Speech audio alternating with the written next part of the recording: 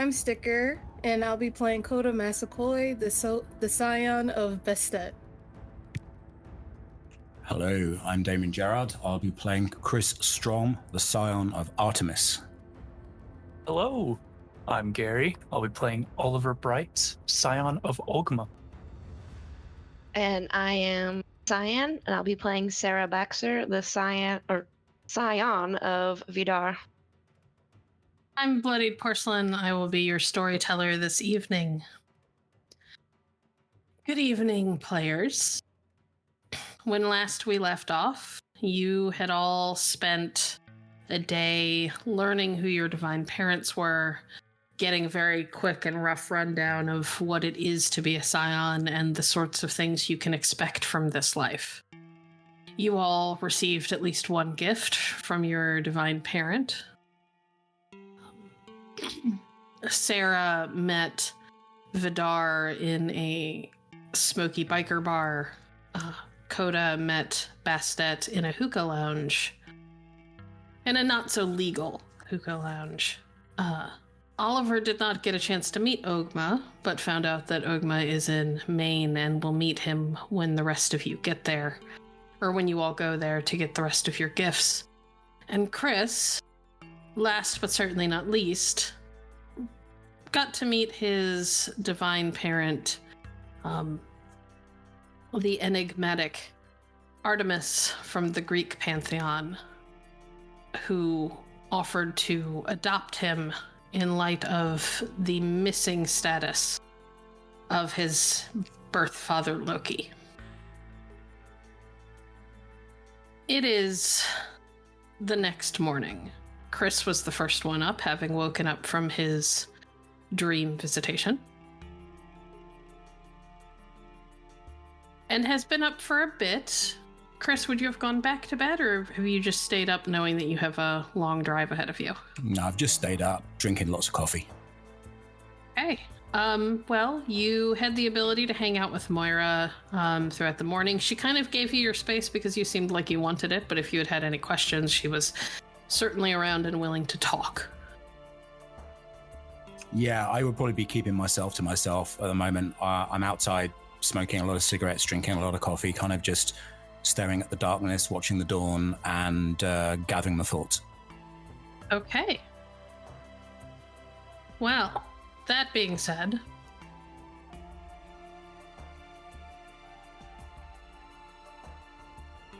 I apologize, I'm having some... There we go.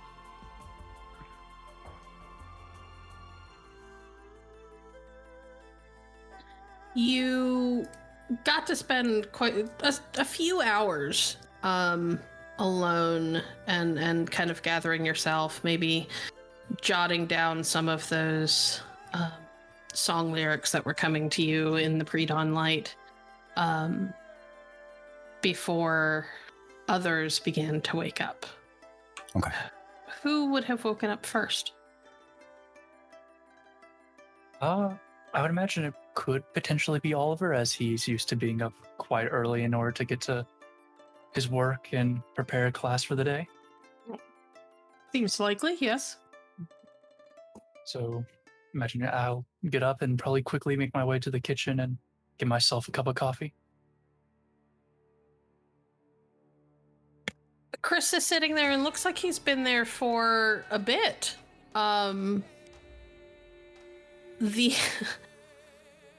There are several rings from the coffee mug on the table, to say the least. It looks like he's probably been up for a while. The smell of coffee is certainly quite strong. Like it's been probably brewing off and on for a while. But you two have a moment to talk to each other if you would like. There's also probably quite a few cigarette butts in the ashtray in front of me as well. Oh, definitely. Morning, Mr. Strom. I didn't expect you to be up this early. Well, what can I say? I'm an early riser. You and I both. Did you sleep well? That's a complicated term, but I got at least 6 hours, so let's go with that. Okay. How about yourself? I see that you've had quite a lot of additives, if you want to put it that way. Yeah, I've been up for, 3 hours maybe. 3 hours. Yeah. Check my watch. That was like, what, 4:30? Oh, make it 4.5 then. Oh, all right then. Wait, that's worse. Yeah. How much sleep did you get? Some, I don't know, not much. I've been living on caffeine, I think. Caffeine and cigarettes. Huh, there's a song in that. Suppose there is. You're a musician, right? Yes, sir. I don't listen to a lot of music these days, but I will. Well, I guess suppose I could just ask. Do you find yourselves to be quite good? That's an interesting question right there. I mean, yeah, I do consider myself to be quite good, but, my preferred genre of music is death metal, so there's a lot of people out there who don't think the death metal in its entirety is any good, so I take the rough with the smooth. But Also, I can scream up there with the best of them. I'll take your word for it. No need to demonstrate now, as I think the others might still be asleep. Oh, trust me, unless you're paying me, I ain't gonna demonstrate. I don't think I could afford to pay you.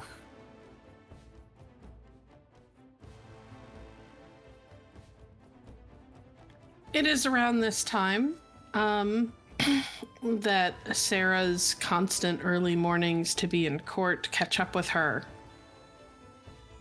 And she rolls out of bed.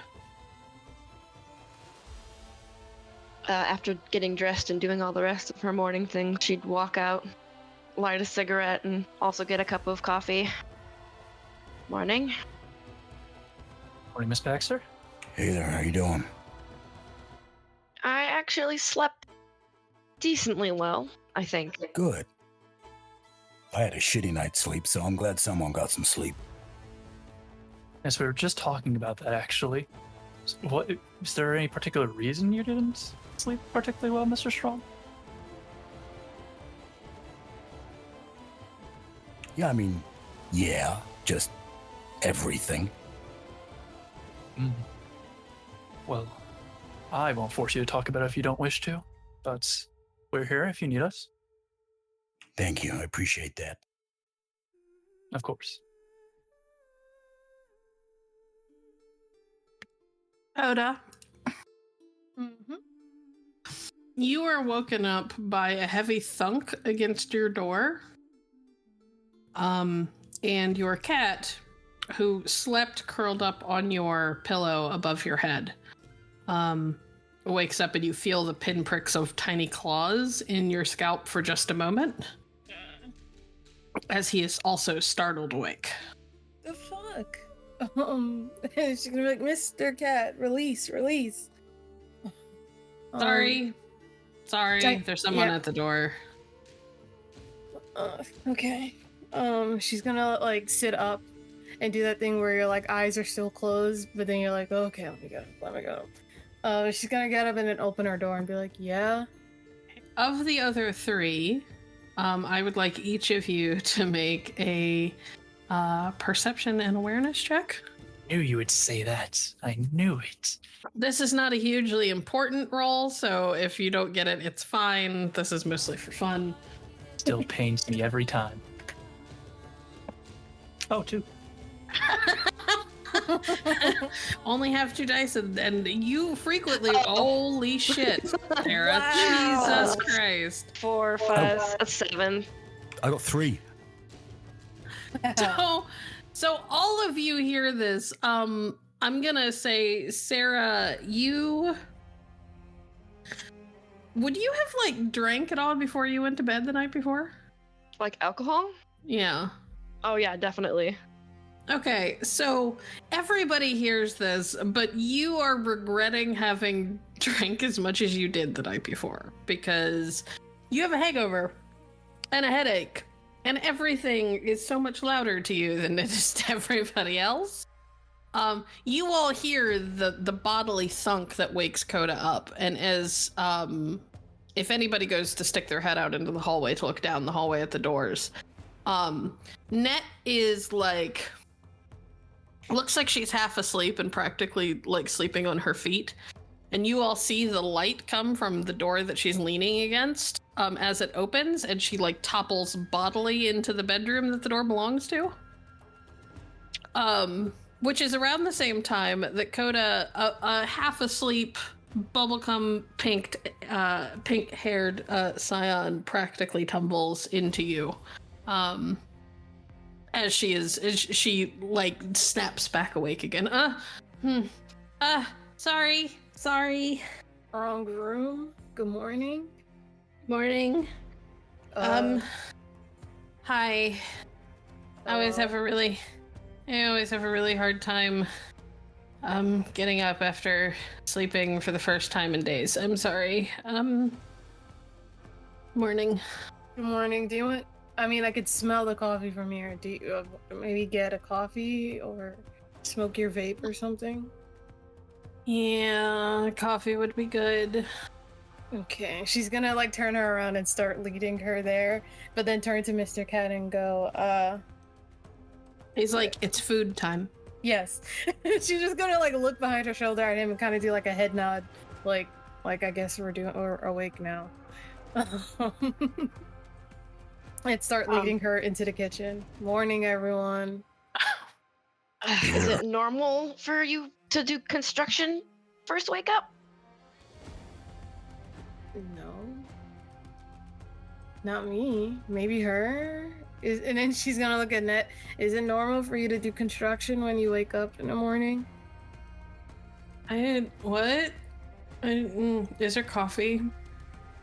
Yeah, there is. Let me make a fresh pot. Okay, thank you. Coda is gonna actively look at the pile of cigarettes, but then just kind of go, okay, I'm gonna eat a toaster strudel instead.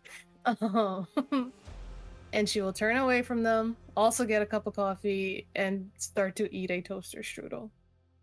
Slightly warm. Net is half asleep. And starts out with her temple on Coda's shoulder, and then Coda moves. And it's like she just sort of bounces from Coda to the next shoulder, who happens to be Sarah. Because Kris is also moving. Sarah will try to like guide Net to the closest seat. Okay. Yeah, I'm awake. Are you sure about that? Miss Massaquoi, did you cook that, or is that just a raw toaster strudel? It's just the raw one, but if you like leave it out for long enough, that's why I didn't put it in the freezer. You can eat them like this. I used to do that all the time. Those are perishable. If you leave them out long enough, they will go bad. Well, that's why I eat them before they go bad. Duh.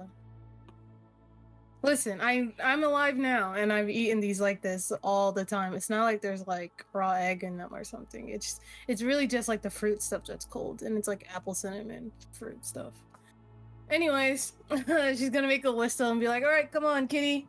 Mr. Cat, and then put a bowl on the table where everyone else is too of cat food for him, because she's like, I'm not gonna put him on the floor.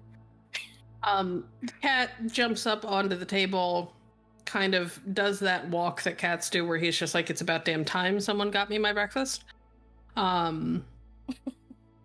Settles in next to the still half asleep Net and begins to eat. Net over time, as she has brought coffee, And a lukewarm toaster strudel. Put it in the oven for a minute. It'll be better. I've already noted that we're gonna need some extra stops at bathrooms on our trip. She starts to kind of surface from her sleep, and when Oliver continues to seem aghast at them eating lukewarm toaster strudels, she'll just kind of shrug. I had to live for like a week off of nothing but notebook paper once. It's fine. Oh my god. What? No, that's cool. That's so crafty. I wouldn't quite say crafty. It's not much nutritional value there, although I understand. I went to college. I had to live off just ramen for oh no, it's 8 years. so you're not supposed to eat food in the Greek underworld, otherwise it's really hard to leave. So we just ate what we had that was biodegradable, and notebook paper was what I had. So that's what I ate. Been to the Greek underworld. Damn. That's a place you can go. Did you forget the whole we did a favor for Moira's uncle Hades thing? Right. So is there like a Scion airport system? Or like trains, subway, Uber? No, okay. So there are places and items that if you go to them and you have enough like effect on fate and all of that, you can use them to travel to other worlds. Like I'm 90% sure that if Vidar was in that bar, because I didn't see him leave, either he just hung out there for a few hours and then left normally, or he left through some sort of method in the bar itself.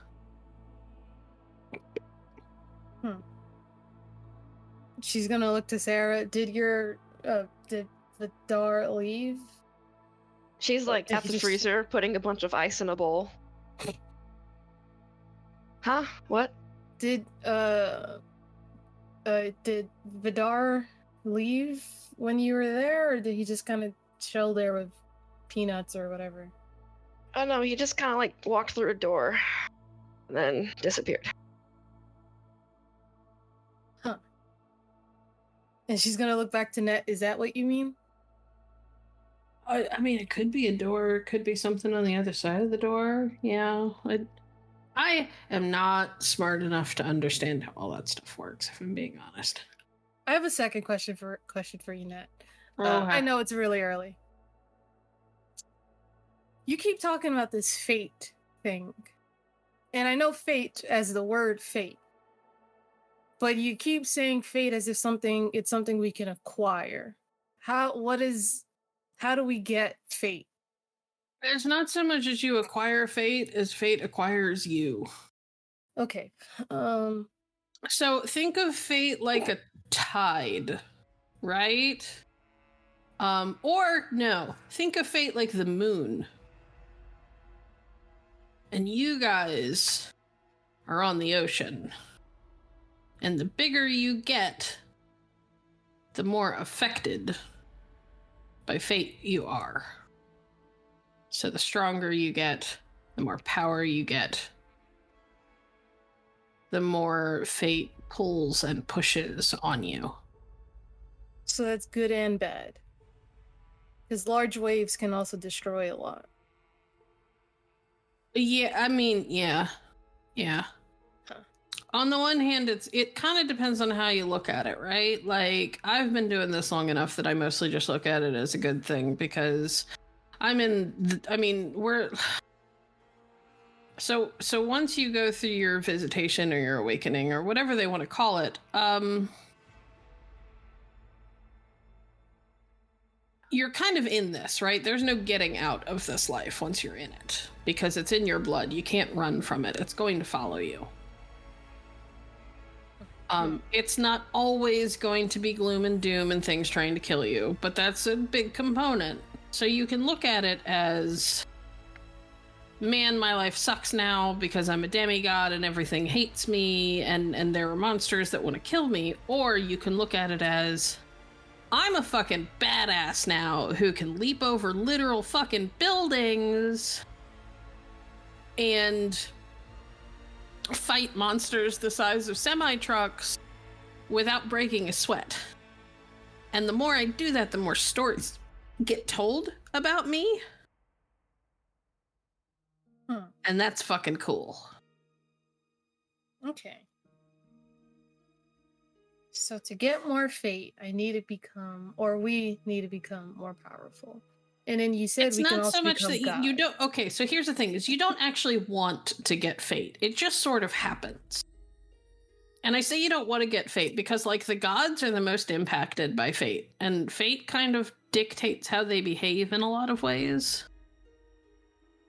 Like, our personalities right now are still changeable. We're still a little bit more fluid because there aren't that many stories told of us. There isn't a big perception of who we're supposed to be.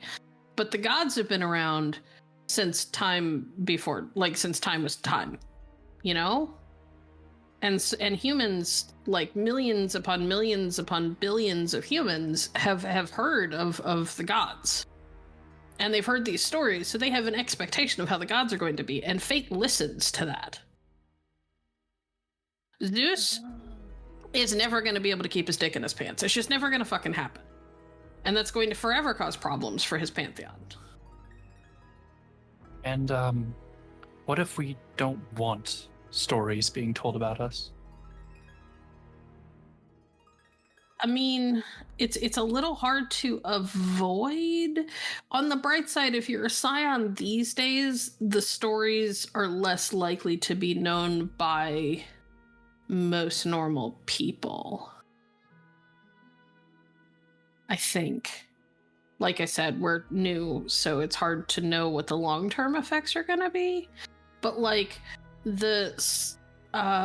God, what do they call them? And she's looking at Kris and sort of, like, snapping her finger. You know, the Norse storyteller people, what are they called? They sing and they tell stories and they travel around. Names? What? Wait, no, that's something else. Scouts? Yeah, them. So they're like actual like scalds for the different pantheons. So they'll probably bards. tell your story. Okay. Yeah, like bards. So they'll probably be the ones who tell your stories if you get popular enough. I suspect they're already telling the story of you guys surviving because you're the first ones to do it. So that's pretty impressive. All right. I see. Interesting. Oh, I forgot to mention this group that I'm now tied to. This is Mr. Cat. Well, I don't have a name for him yet, but I'm calling him Mr. Cat. He can talk, but only to me. But I'm sure if you say something to him, maybe he'll understand you and he can tell me. I don't know. And she's gonna look at that Mr. Cat and go, that's how that could work, right? They can, like, can they say something to you and you would know it and then you can come to me and tell it? Like, you could be like a messenger? He is not talking back because he is eating. Okay. He'll respond in due time. He is also still a cat, so you know how that is. Anyways.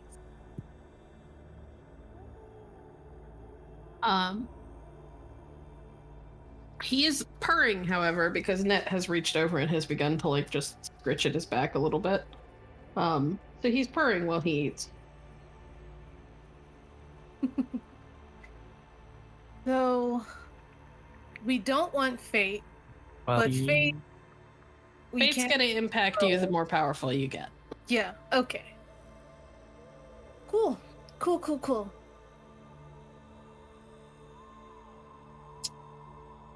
And, you know, live long enough, get powerful enough, eventually you might become gods. And then you'll really be Fate's bitch. But, you know, you also get to become gods, which means that you're really, really hard to kill, and you know, you get to make your own scions, and you never have to carry special items in order to get to use your powers and things like that, because you won't have to borrow them from mom and dad anymore, and you can kind of come into your own and become gods of whatever, you know, works for you.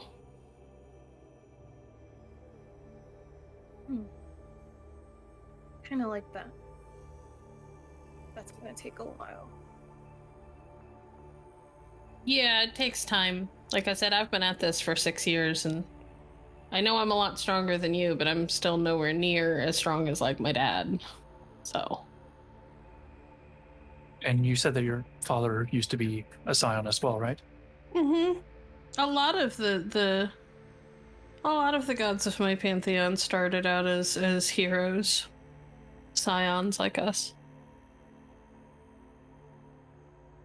Interesting. Which pantheon did you say that was? Chinese. Ah, right. On the celestial bureaucracy. I don't get to see my family very much because there's too much paperwork involved. Paperwork? Oh yeah, I mean most of the pantheons, from my understanding from talking to Kareem and Moira, aren't like this. But if I want to like visit an aunt or uncle or whatever, or like talk to my dad outside of the time that he decides to come see me, I have to fill out like a few thousand pages of paperwork in like triplicate in like blue pen, and if I make a mistake, I have to start all over again, and then there's a waiting list. So it's a lot. But you did say it was a bureaucracy, correct? That's a divine bureaucracy. It's the worst kind of bureaucracy. Wow. Very I'm literal. happy I'm an Egyptian. Yes. Have you not gotten your visitation yet? Just looking over at Kris. I mean, yeah, I kind of did overnight. Really? I think so. Yeah, I had this dream meeting with Artemis. Well, shit. You should have led with that. That's way more interesting than talking about fate. I heard So she's kind hot. Is she hot? I mean, yeah, I'd fuck her. Isn't Who? she your mom? I was thinking the same thing. I mean, is she my mom? I mean, no, not really. My mom's my mom, but she's kind of my mom. But All right, Well, because either way, I don't think she would. Artemis doesn't have kids, so you were adopted, huh? Yeah. That's cool. Oh, welcome to the club. That's nice.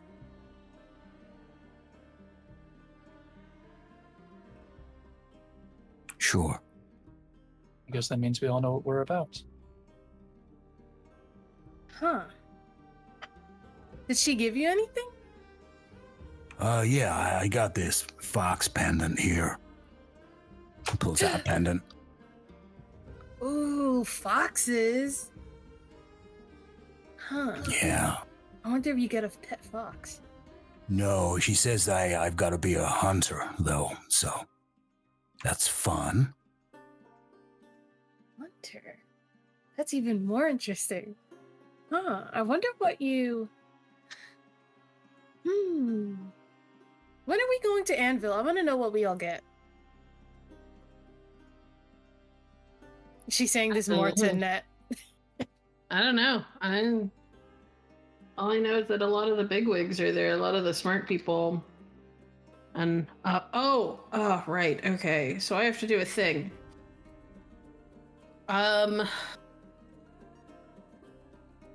Which one of you is the most likely to get into trouble that you can't handle? Sarah looks at Coda. Coda looks at Oliver. What? Why me? Oh, you threw a book last time. It was smart, but you know. Why is it me? She's gonna look at Sarah. No reason. And she'll just go back to sipping her bowl of water. Okay, I guess it's me. I don't feel inclined to point any fingers at anyone. Come here. She'll come over. And she's like standing up and like, it almost looks like she's squaring up to you, which is hilarious because if I remember correctly, she's many inches shorter than you. And she sort of kind of looks up at you and like cracks her knuckles for a moment and adjusts like a ring on like the middle finger of her right hand.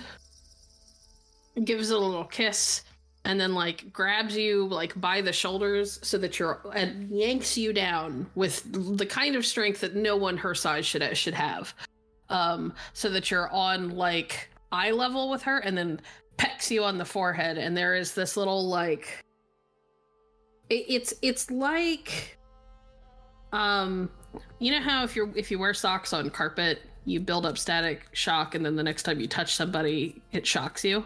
Mm-hmm. It's like that, but the most powerful static shock you've ever gotten, and it's on your forehead. Shit. And as you pull back, there is a little everybody else can just for a moment see the glowing outline of what looks like an ox's head before it fades and goes away. Okay, cool. Did you just do your guardian thing on me? Yeah, so here's the thing. I put a mark on you, and essentially what it does is if you get into trouble, I can disappear from wherever I am and come to you. I get a choice in that, though, and if I'm busy and I can't make it to you, then I'm not necessarily going to show up. But it's a good oh shit button. Okay. So try not to get yourself into too much trouble, because I do have to stay here. There are still wolves in the area as far as we can tell. I've still got to deal with that. Huh. But if Okay. you get in trouble on the way to Anvil or afterwards, I may be able to step in if I need to. Oh, so are you not taking us to Anvil? No, I've got to stay here. We have a car for you. And I've got to make sure that they don't follow you. That's my job today.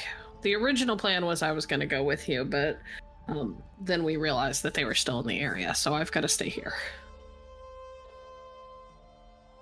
All right. Well, thank you.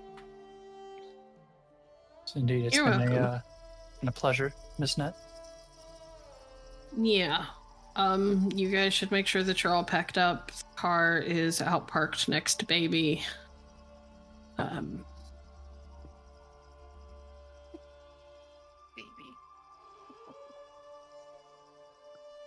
Listen, I might be Chinese, but I can't pronounce the real name. It's just not one of those gifts I inherited. Is I struggle with the pronunciation, and I kept getting weird side eye from my family when I mispronounced it. So I just renamed her to Baby. Well, I'm not saying anything. This is Mr. Cat, so whatever. And she's gonna go start packing her stuff. Yeah, same. After Or, consuming enough water to drown a horse, Sarah will also go pack. Well, before I go, I'll look to Sarah and think, Miss Baxter, are you all right? You just drank a lot of water out of a bowl of all things. And you seem a bit, well, under the weather, I guess. I had a moment. That may have not, or it may have involved a couple bottles of vodka that I saw and may not exist anymore. Ah. Well, in that case, good job staying hydrated. Yep. And she'll head off. I'm gonna go pack as well. Okay. You all are able to get your stuff packed. You've got about an hour before you're really going to start getting like nudged that you've got to go. In that time, Moira shows up, and there is, as you guys are packing up the car, she hands Kris a little box wrapped in happy birthday wrapping paper. Thank you. I appreciate that. You're very welcome. I'll unwrap it. Oh, inside is a CD of a metal band that you have heard of, but haven't really thought about in a while. They were kind of one of those, like, they had one hit that went big, Yeah. And then they went on like a single tour, and then they sort of dropped off the face of the earth, and nobody's heard from them since. But they were really, really good at the time. Cool. Your mother was in that band. I thought you might. Oh, damn, I've heard of this band. I remember their track. That's a few years back now. Indeed. I thought you might like to give it a listen. Start Thank getting you. in touch with your new family. I appreciate that. Thank you. Of course. Happy birthday. Thanks. Well, she'll kind of turn to the rest of you. Now, Graham wanted me to apologize on his behalf. He could not make it. He is in the process of working with some other scions that we brought in from out of town to help us figure out exactly where these wolves are, so that we know who and what to throw Net at. Net, meanwhile, is much more awake than she was before. She is puffing on her vape, fully dressed. She's not in her PJs anymore. And looks almost giddy, like she's bouncing in place and looking kind of excited. Or maybe she's just psyching herself up. It's hard to tell with her. So, take the most direct route out of the city that you can. The car's already gassed up. You should be fine. I also took the liberty of putting some extra water in there, and she kind of looks at Sarah. And a couple bottles of aspirin, in case you need it. Don't stop to get food or anything until you are well outside of city limits.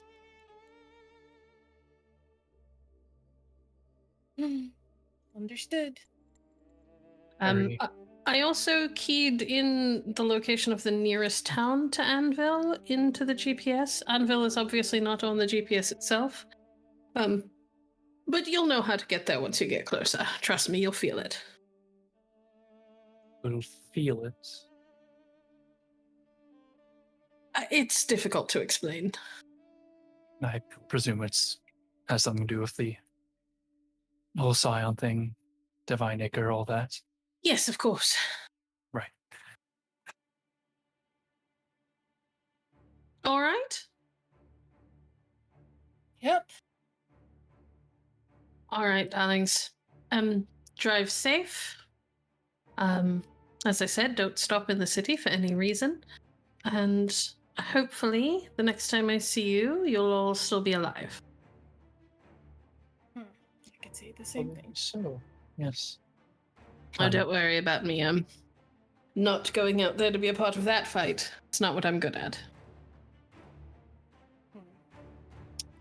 Coda will go over to Net and like hold out a hand and kind of be like, so take care of yourself. You know, I mean, that's kind of obvious that you should take care of yourself, but like, I mean, I'm hoping once I get into like understand all this stuff, like, I don't know, maybe we can fight or something, because I think that'd be cool. But oh hell yeah, I'll train you up. Go get your presents, figure out what you can do, come see me. Yeah, cool. Stay safe. Obviously. Cool. I mean, not really. That's not my job. But you should stay safe because I can't be in 3 places at once. This is true. Yeah, but I mean, I guess you would like notice if something's wrong with me because of the whole head thing. But anyways, stay safe. Goodbye. And she will hold out an arm for Mr. Cat to jump into. Oh, that's getting clipped. Mr. Cat will jump up into your arms and then immediately climb his way up onto your shoulder because once again, he is a tiny god. Cool. And she'll make her way out. Moira is going to look over at Oliver. Yeah, I was going to, in fact, look to her and nod. Oh, go ahead. Well, thank you for all the aid that you've given us, and give my regards to Mr. Cream as well. Of course, of course. Oliver, Yes. Would you just step over here with me, please? And she'll kind of like pull you away from the others. All right. I haven't been present for a lot of the conversations that have gone on, but I have heard from others that you have a habit of talking yourself down. I wouldn't necessarily say that. Look, I'm aptly aware of my capabilities. I know where my strengths lie. I know what I'm good at, and I'm proud of those things that I'm good at. I simply don't believe I warrant more attention than anyone else. I think there are some people out there who are truly spectacular, and they deserve all that they deserve, and I deserve what I deserve. Nothing more, nothing less. Like it or not, you are the child of a god. You may not necessarily deserve all that is coming to you, good and bad, but it is coming, and you need to accept that, or it's going to get you and your friends killed. From what I can tell, you may be the smartest among this bunch, certainly the wisest. You need to apply that.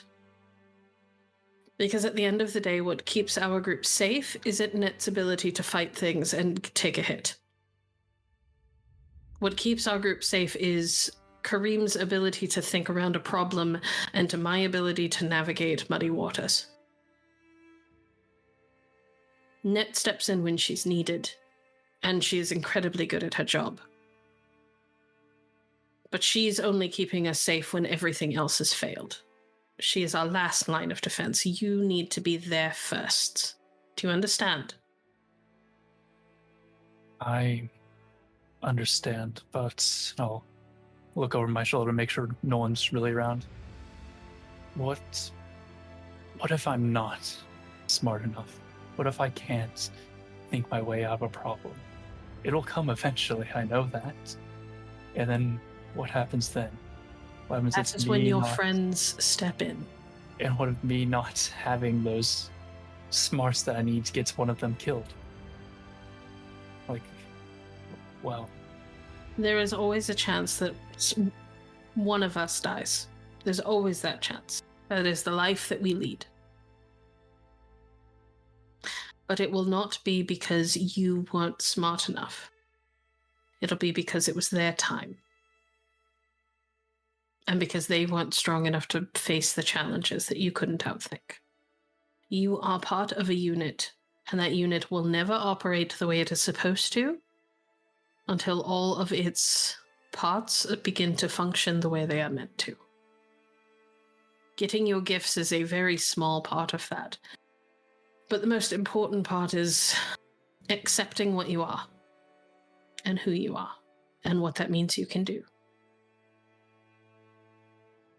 You would not have survived running from the wolves if you were not meant to. If you were not strong enough to do what needs to be done.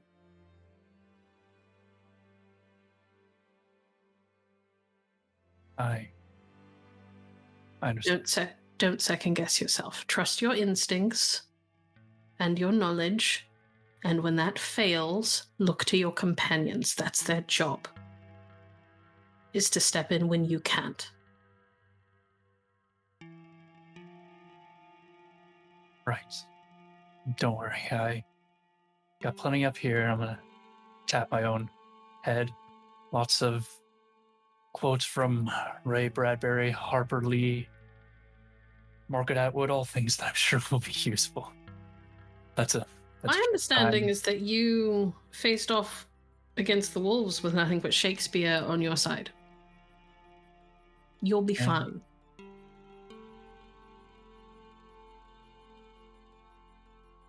Thank you. Perhaps I just need to hear that. I have the utmost faith in you.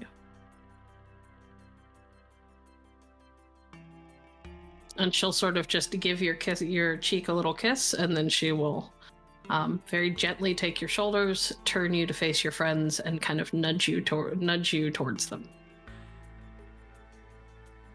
I'm a bit stunned by that, but I will kind of nod and walk over, rubbing my hands together. Right, well. You get the feeling the stunned and not knowing how to handle being kissed by the most beautiful woman you've ever seen is a normal reaction that she gets. She was just like, I'm just gonna move him. Otherwise we'll be here all day. Yes, but I'll approach her, one hands rubbing together. Well, looks like we have a bit of a road trip ahead of us.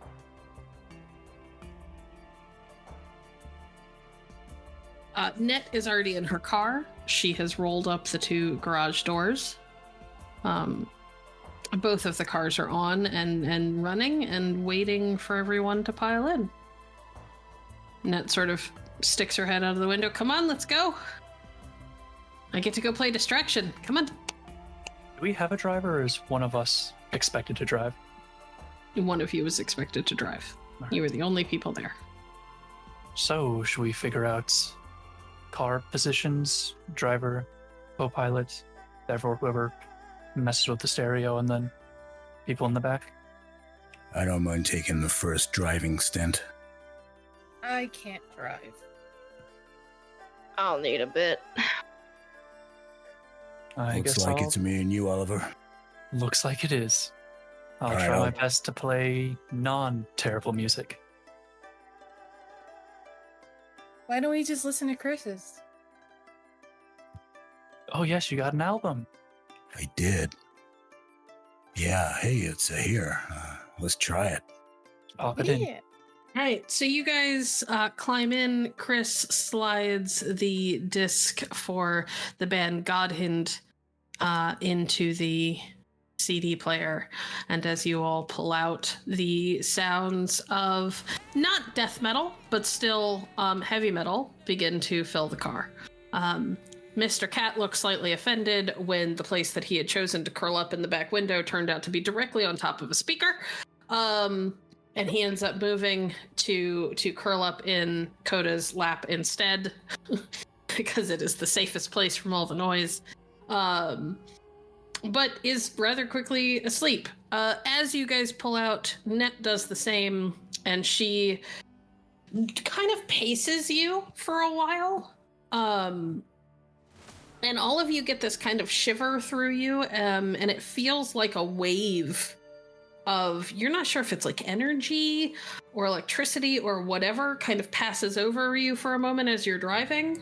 And then when you get to a point where you guys are about to pull out onto the interstate, she kind of gives you a salute, and then peels off in the opposite direction, going back into the city. And it is just in time for all of you to hear howl and snarls. And you don't see it at first, but as you are waiting for the light to turn so that you can pull out of the city, you see 2 or 3 massive car-sized black wolves go darting into the city in the direction that she went. Godspeed. Yeah, let's get out of here. I second that.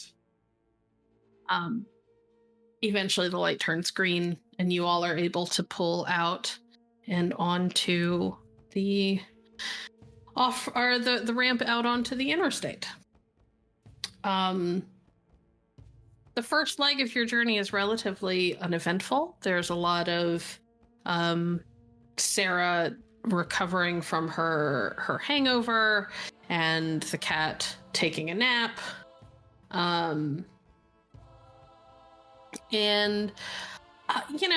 Music, probably Coda eating more toaster strudels. Lukewarm toaster strudels. You guys could probably stop about an hour or 2 outside of the city to get like a proper breakfast once you're well and truly away from Baltimore. Sorry, what did you say? No. You guys, Where would you stop? Would you stop somewhere that you could actually get out and like stretch your legs, or are you going was through gonna a ask drive that, through? yes. Definitely Well, somewhere I can stretch my leg. Yeah. Where are we going for breakfast? What do you all think? Let's find somewhere big and anonymous. Hmm. You guys are able to find what is effectively an IHOP. I was about to Pretty suggest easily. that. We don't really have like Waffle House and Denny's as much here. But we have IHOPs like fucking everywhere. So you're able to stop off at an IHOP just north of the city. And you have a moment to get out and have a nibble for breakfast. If anybody would like to roleplay, this is a good time. Miss Massaquoi, you are going to leave the box of toaster strudel in the car when we eat, right? Yeah, I guess I'm just not used to all this just recklessly spending money kind of thing. So, I mean, I'm happy with just my toaster strudels, but I mean, I'll if we're cover gonna- your breakfast if you would like. Well, all of our parents are apparently now super rich, so I guess we don't really have to worry about that, but I don't know, it's just kind of weird just spending so much money just like nothing. It is rather odd, I'll admit. But who are we to complain about more affordable meals?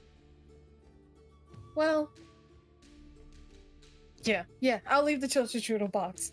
I mean, and I'm sure Mr. Cat or Reed or Riff Tempo, whatever, I don't know what to name him.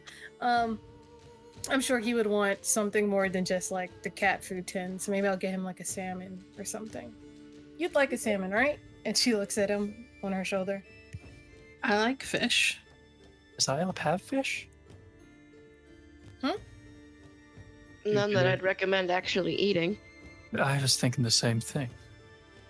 You're actually in Maryland, so most of the seafood here is actually locally sourced, so it's not that bad.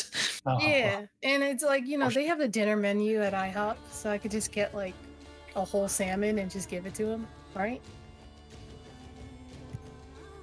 That's okay. Maybe they might not It serve takes it. it takes some convincing from the waitress to agree to give you raw fish.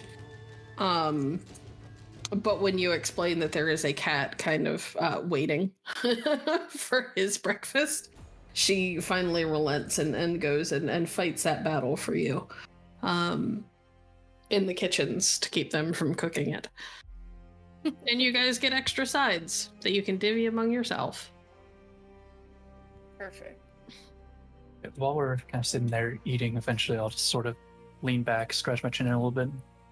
You know, I've been thinking a lot about truth and reality because of all this, and something in particular that actually came to mind was the book Pale Fire by Nabokov. And, well, to put it simply, it's a book about a poem that a man writes who gets murdered, and then his friend writes the commentary on it. And it's interesting because the way you read it changes your perspective of the story being told.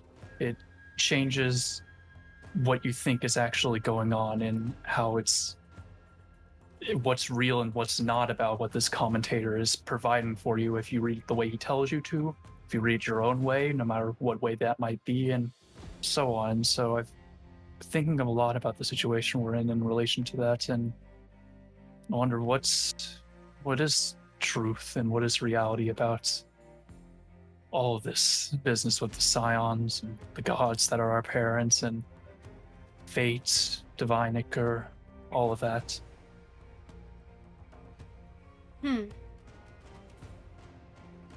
I've sort of been wondering the same thing. Especially how, well, we've all been adjusting rather quickly. Only a couple days ago, the only god I knew was, well, just one. Yeah. Not that I actually believed. That was exactly what I was gonna say too. So Precisely, we knew of a few, but we couldn't confirm anything, and now you three have met some, and I've seen a ghost. So this really spells out reality for us, right? Because we're being told this reality that we're being given about Scion's ship and all that is true, but we also could just be going mad together, and we're all in a white padded room, jabbering away, feeding each other's insanity while men in lab coats write on clipboards, but doesn't matter because this is real to us. So even if it's not real to anyone else, it's still true. See, this reminds me of an old story, the Volsunga saga.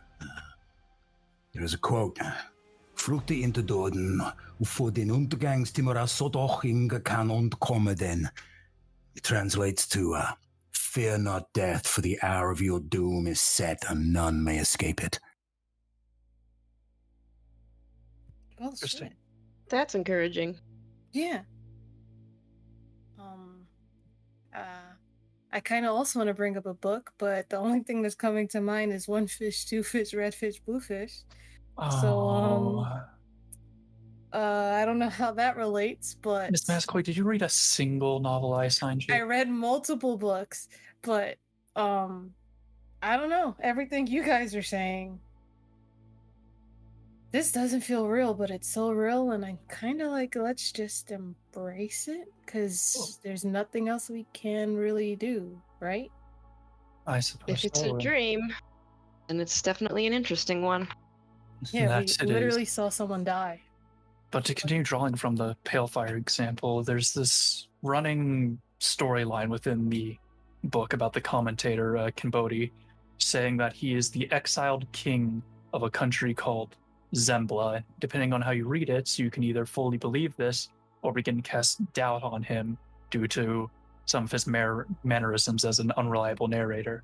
And so I'm wondering, is because in the book you can choose to believe if Zembla is real within its own universe, or if it's being made up completely, or if it is real and Cambodia is not actually the exiled king and is making that up. And I wonder if all this world we're being thrust into with the gods is our Zembla, and if we are the kings in this, or perhaps we're going mad and it is real, but we're not part of it, or maybe none of it's real at all. It's definitely a lot to think about, but I think as we've already established, it's true to us in this moment, so it's best that we regard it as such. Yeah, I don't.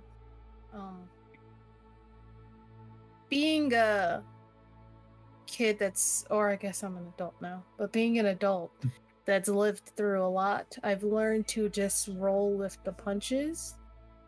I tried to take not too long to think of the, oh, why me? Why did this happen to me? I mean, sometimes it comes up because, you know, I'm human. Well, I guess I'm not human. I'm a demigod. Anyways, human-esque. It doesn't make sense to think and talk and question the why me, because when you spend time thinking why me, you're wasting the time that you could be using to, I guess, grow with the situation. And, you know, what am I looking to say?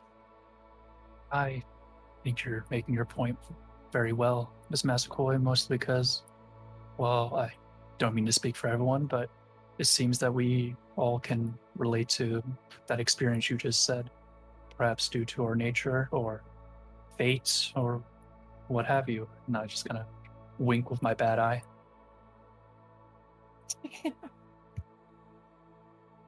Goodness.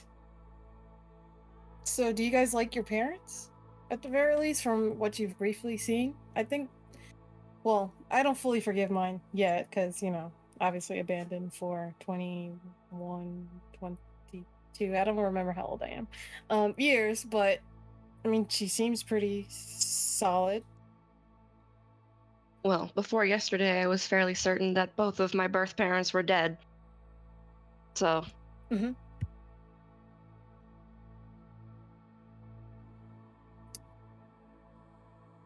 Well, before yesterday, I was pretty sure I knew who both of my birth parents were.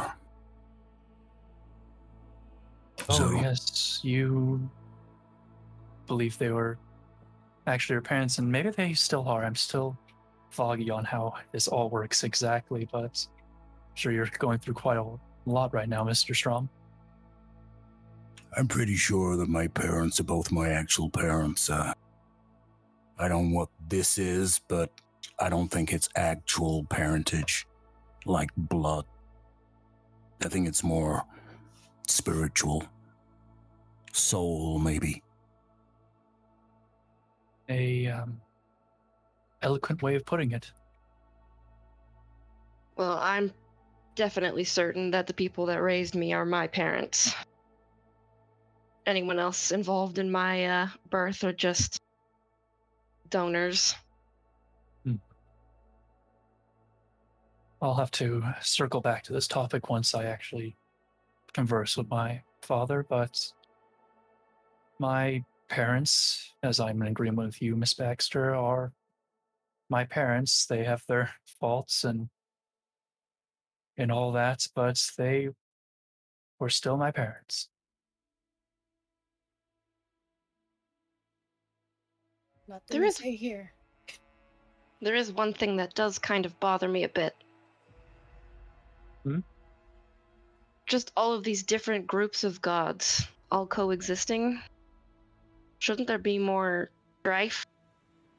Yeah, Good I was point. actually wondering that. Perhaps there is, but they're, for the most part, banded together by these titans and titan spawn as there are more prevalent threats, but on the lower levels, perhaps there's some sort of strife between pantheons, and then even lower than that, there's some strife within the pantheons themselves between the gods. So even gods follow the rules of my enemy is my friend. Interesting thought. It's an optimistic outlook at the very least. I would rather us not go into some dangerous mission against Titan Spawn and then have someone turn on another because their god has a grudge against another.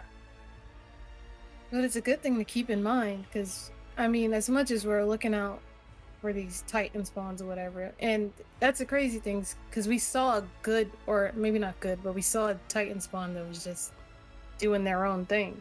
So we now know that there's at least good Titan spawns too, so there's got to be bad, or quote unquote off bad Scion. What if there's some that's like, oh, I don't like Scions of Bastet or Scions of Artemis, or we should keep an eye out for something like that too. I don't know. It feels weird us just walking up into a meeting and we're the ones that survived, and I don't know. I don't like any of this. But No, I'm I also agree with you. curious about it. Yeah. I You're think the right. problem we've got is we're trying to extrapolate information, and we know maybe, 1% of everything that's going on.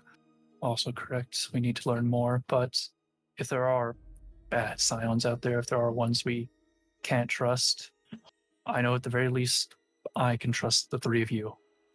No matter what, you will have that trust from me.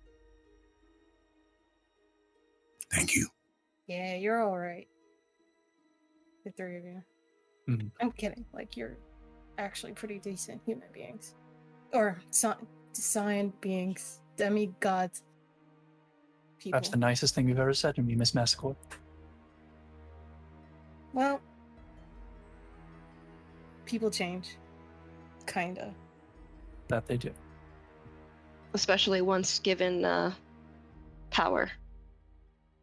Well, based Yeah. on what Ned said, apparently once we gain more and more power and more renown, we'll become more and more set in stone of who we are. And I'm not sure I like I don't know if I like that. So I revel in the fact that humanity is ever changing and ever flowing, that what we do wrong today can always be absolved tomorrow. The idea Kinda. that we're locked into one facet of thinking for the rest of time is a bit scary.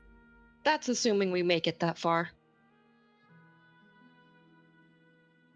Very true.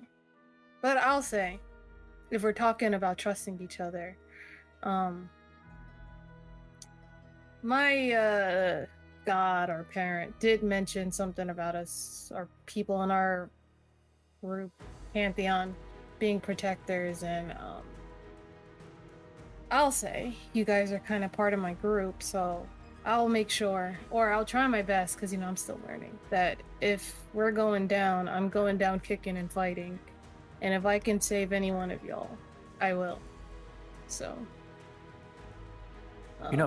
something I liked to do in my classes whenever I made students do group projects was I would have each group come up with a name for themselves to make it more fun, make them get more into it. So should we do the same? Should we come up with a name for ourselves if we're a group? Can it be dazed and confused, or is that taken already? How about beige and confused? Beige and confused. That one I think I like. Perfect.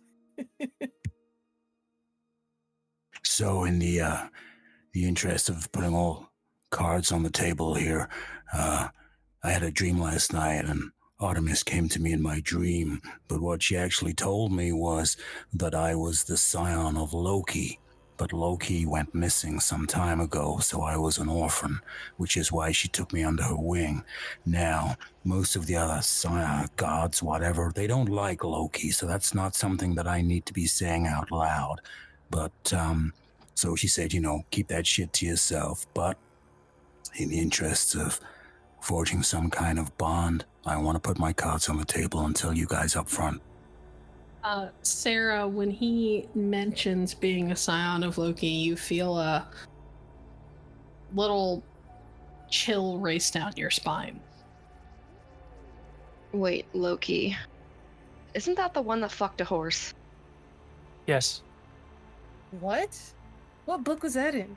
So, please continue. I'm gonna listen and learn. Yeah, he does a lot of shape-shifting, this Loki. He's Odin's brother, blood brother.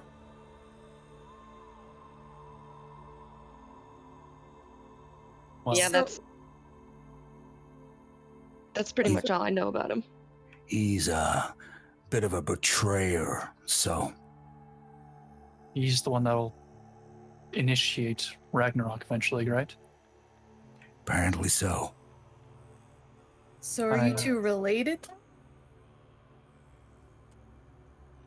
I mean, I don't know how this works, so I don't know, but as far as I'm concerned, Artemis has taken me under her wing, so all of my gifts, my powers, my abilities, everything, they come from Artemis because I am a scion of Artemis, and that's how it works. Oh.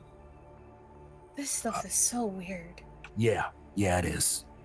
That's why I said I think we have like 1% of all of the information that we actually need to be able to make a proper decision, on things. Either way, that being true, from what I at least know somewhat of Norse mythology, all that, albeit that's not a whole lot, you telling us that is something I imagine would be fairly dangerous in this world. And it's very courageous of you, Mr. Strom, and thank you for trusting us with it. I mean, I don't want to hide shit from you about stuff like this because this is important.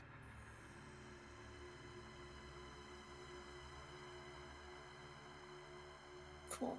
Well, yeah, if anyone comes to you, well, I can't really talk too much yet, but at the very least, just watch. When I get into my abilities, if someone comes to you saying, oh, he's the god of Loki, apparently, I'm gonna kick their teeth in. I'm gonna kick their Scion or Titan spawn teeth in, and then kick their ass as well. So you don't even gotta worry about it. Well, I guess you could too, because you're a hunter now. The fox and the cat hunting the wolves. Right. Sounds like could make a good song. Or a comic. As well. Alright, when these pancakes going? You guys are all brought your food. As your food arrives, and I forgot to mention this earlier, Kris, part of the little package that you were given was also a brand new smartphone. Cool. Same model as what you had. And when you turn it on, it's like all of your information has been transferred to it, and there's just a little note that says we couldn't salvage the phone. Sorry. And your ID is also there. Oh, brilliant! Thank you. There's no explanation as to like where your guns or anything like that might be. One could assume that given that the house was literally busted open on both sides, somebody probably lifted them if it was left alone long enough. That being said, food arrives, and as you were sitting there, Kris, your phone chimes, and there's a text message. What does it say? It is from, it says, technically speaking, I'm not supposed to give you my number, but in case you have any questions or need anything, don't hesitate to reach out. Moira. I'll save the number into my contacts. I'll show the text to the rest of the group. Just hold the phone up.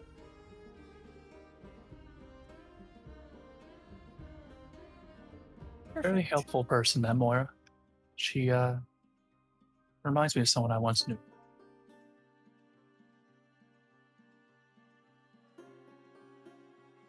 But upon seeing Kris's new phone, it sort of reminds me I just sort of want to covertly check Teddy's phone to see if there's any new messages for him.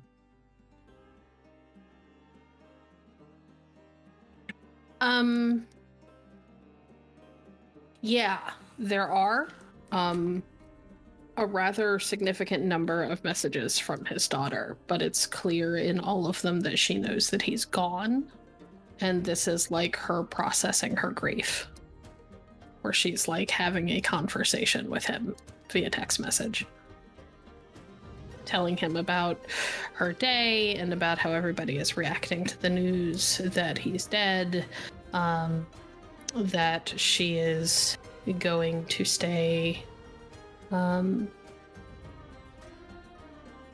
with some friends of the family for a little bit while grandparents get her like room and everything put together, and her promising him that she's going to be okay and not to worry, but she really misses him and she prays for him every night, and just all of that.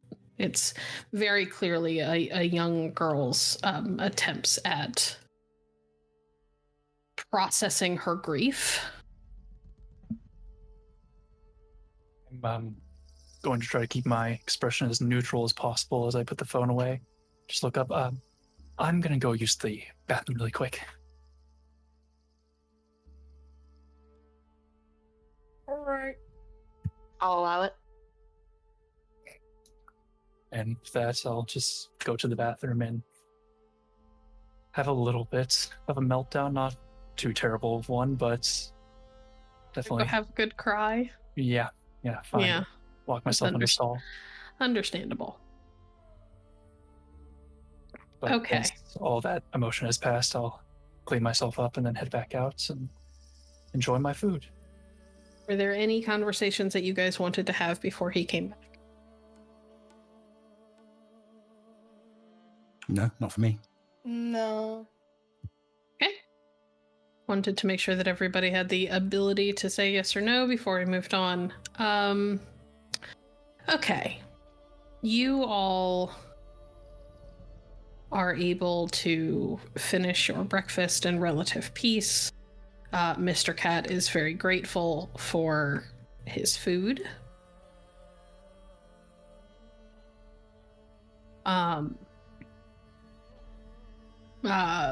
Munch is pretty good on that salmon. When we're in the car, can I actually ask him about what Bastet and him were talking about, being able to take me between worlds, whatever that means? He sort of kind of draws a deep breath. Well, I can't do it yet. I can pass between worlds on my own, and if she decides to lend me a bit more power than I currently have, I could possibly take you with me. It's not something I can do easily, nor something that I would want to do often. I know that I personally can pass between the overworld, your world, or this world, and the underworld. Huh. For the Peseged. I can't do it for the other pantheons. I see. So, let's just say, so Teddy's in, like, a different underworld then? So you wouldn't be able to go to him because he's in a different underworld? Correct. Okay. Okay, I think I'm starting to understand this more. So every single one of these pantheons all have their own underworld. And overworld, yes. And so what's our world? The world is what we usually call it. Okay, so there is the overworld. Is the overworld above the world, or is the overworld within the same plane as the world? Think of it as adjacent. It's the gods' world. It's the gods' realm. They can't really exist here long term without impacting things too much. Okay, I understand now. Cool, thank you. And she's gonna scratch his head. She's fully having this conversation in the car, mind you. So just a little to the right there. Yep, and then she'll scratch him. Does the car have like an aux cord or like Bluetooth or anything like that?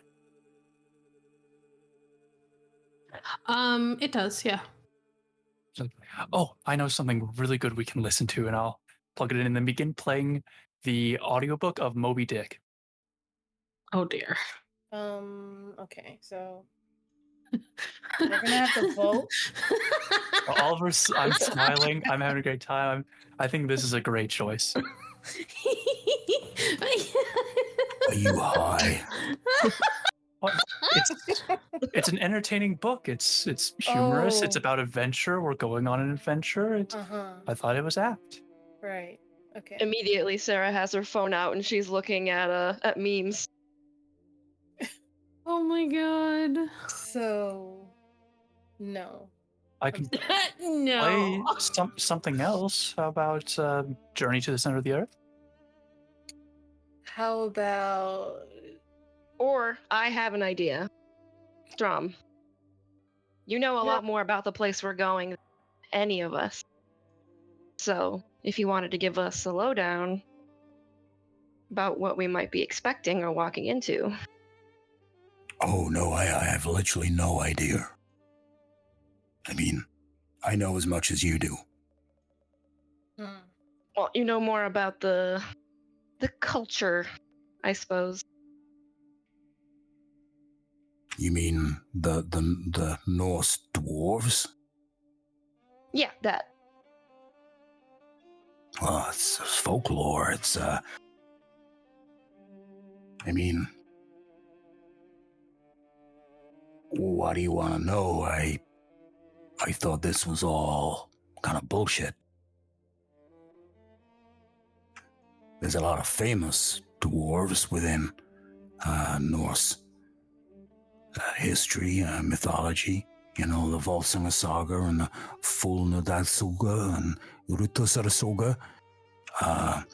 These are, events after Loki steals the treasure from one of the dwarves to pay for the vergilt, which is the guilt money, the fine, the penance for the killing of Otre, who was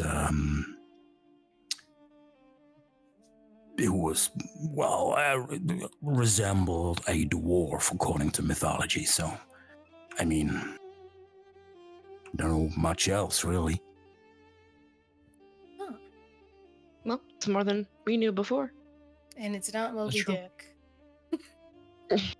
And I can turn something else on. I have Treasure Island. No. Ramstein. I have Frankenstein on here, actually. That's one of my favorites. That's No. not. It's not what I said. Oh. I Nice. said Ramstein. I thought we were still talking about books, so I heard Frankenstein. Of course, yeah. Okay. Maybe one book per trip. I'll live through that and maybe do my studying during it because I'll probably focus more during that. I won't force you all to listen to something you don't want. We can just put on regular music if you'd like. How about Brave New World? Yeah, You can do Brave New World. I'm Oh. quite fond of that one as well. Let's do that. sure. Although I hope we don't have the same ending. Right. And Coda's Brave gonna New- start pulling out her book and start doing her like assignments for her classes. I would explain what the ending is too, but then I would spoil the whole thing, so never mind. I guess we'll find out by the end of our trips. Hopefully. And now I'll put on Brave New World. All right. You all continue your drive, unless there's anything specific you all want to talk about on the way there.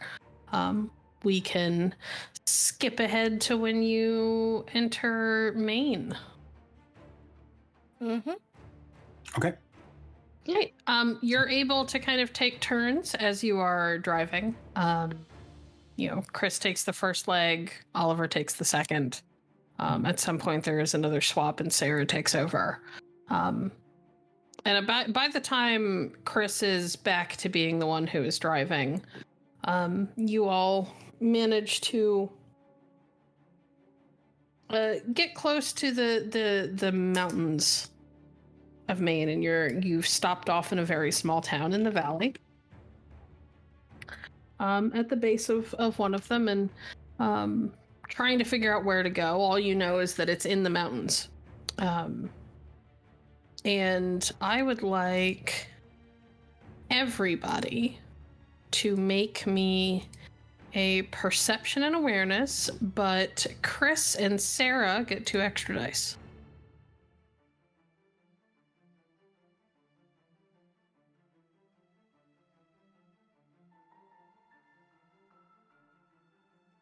I got 3 successes. That is 2 from me. 4. No, sorry, 3. Misread. 1. Hey.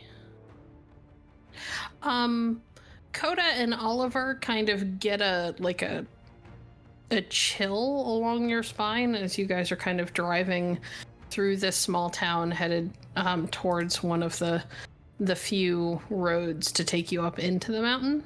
Up onto the mountain, I should say. But Kris is the only... Sarah, you also feel the same thing, obviously. And as you get closer, you kind of start to notice little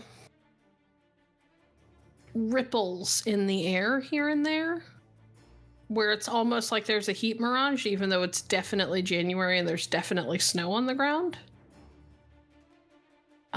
You're not entirely sure what they mean, but you can see them. But it is Kris who spots it first as he is driving on one of the trees, or on a few of the trees as they are going up this kind of winding road. You see runes carved into some of the trees. They have a very, very faint glow to them for you. Okay.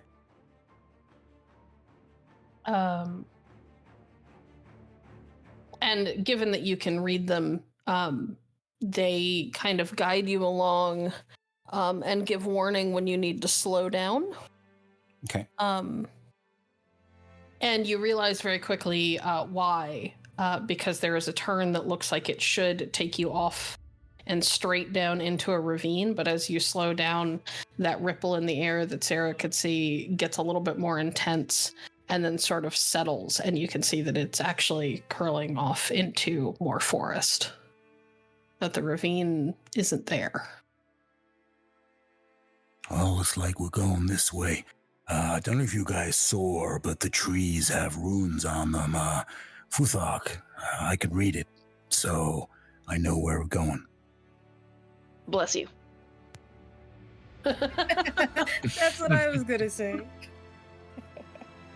Very I helpful, get that Mr. a lot. Strawn. Thank you. You're good. There's still a good bit of driving once you get onto this road. It's like cobblestone, but not as narrow as you would expect from a cobblestone street. There are definitely places where grass has begun to grow up between the stones. It's obviously been here for a good while. And as you continue on, you see moments where there are like very obviously like modern like metal structures built here and there. You can see them through the trees and they're kind of staggered around. They almost look like what you would expect for like a weapon turret to be braced behind or something like that, as like a defense mechanism. This is something you would expect to see around like a highly secretive military base, not something you would expect to see around a town. It is rapidly growing to be closer and closer to night. The sun is beginning to set. And as you break through the tree line, you find yourself pulling into a very quaint town or village. It looks like it might be home to 600 people tops. The buildings are built in a very quintessential, like early American colonial style, with wooden columns surrounding small porches and thrust-style doors that you would assume could lead to like a foyer.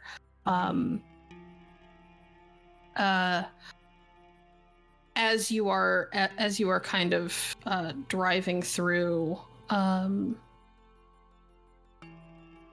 there are no people. This place looks completely empty.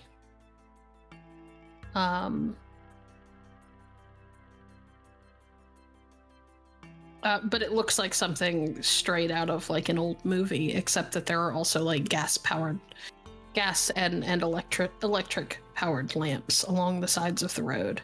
It's just anachronistic enough to feel odd, but somehow perfect all at the same time. As you pull in to the center of town, there is a largish town hall with gargoyles. Where gargoyles would normally be have been replaced with busts of winged women wearing helms and holding rounded shields.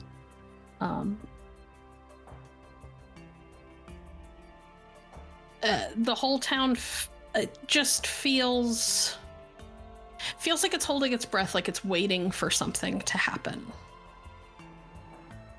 And as you pull into one of the parking spot, what you realize are parking spots along the edges of the road, they're barely marked out with like chisels in the cobblestones themselves rather than being painted. You climb out of your car, and just in time for the sun to fully set and night to descend over the town, and at the same moment all around you, shutters begin to open up on buildings and lights come on inside of the different houses.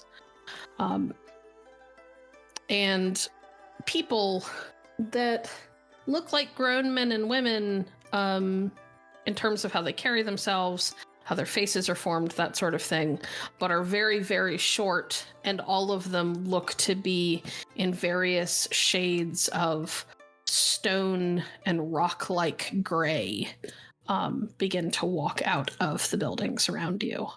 Dolgrom, why don't you go ahead and describe yourself? Dolgrom Reginson is about maybe 4 feet tall at best. A full beard across his face, very short cropped hair, not like what you'd expect from the tales of long bearded. He's dressed in a very, very kind of militaristic style, short cropped t-shirt, black pants, black leather gloves on his head, and he's also carrying a ammo vest on it over his chest and such. So he looks very as if a how to put this nicely. This is a person with issues with height decided to go to war, but then also stepped straight out of a sweatshop with charcoal grease and coal dust and metal shavings just blasted across his shirt and such. It looks like he's been in either a forge or a coal mine for a good solid 10 hours or so.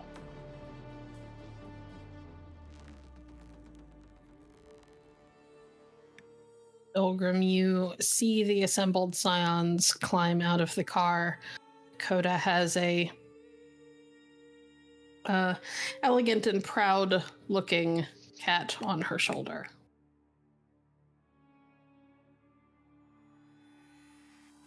Lovely. I assume you four are the ones that are the escapees? Survivees, yes. We Yeah. go by beige and confused now. Yes, And we you do. are? Right. Alright. Which one of you wants to start this off? Starts what off?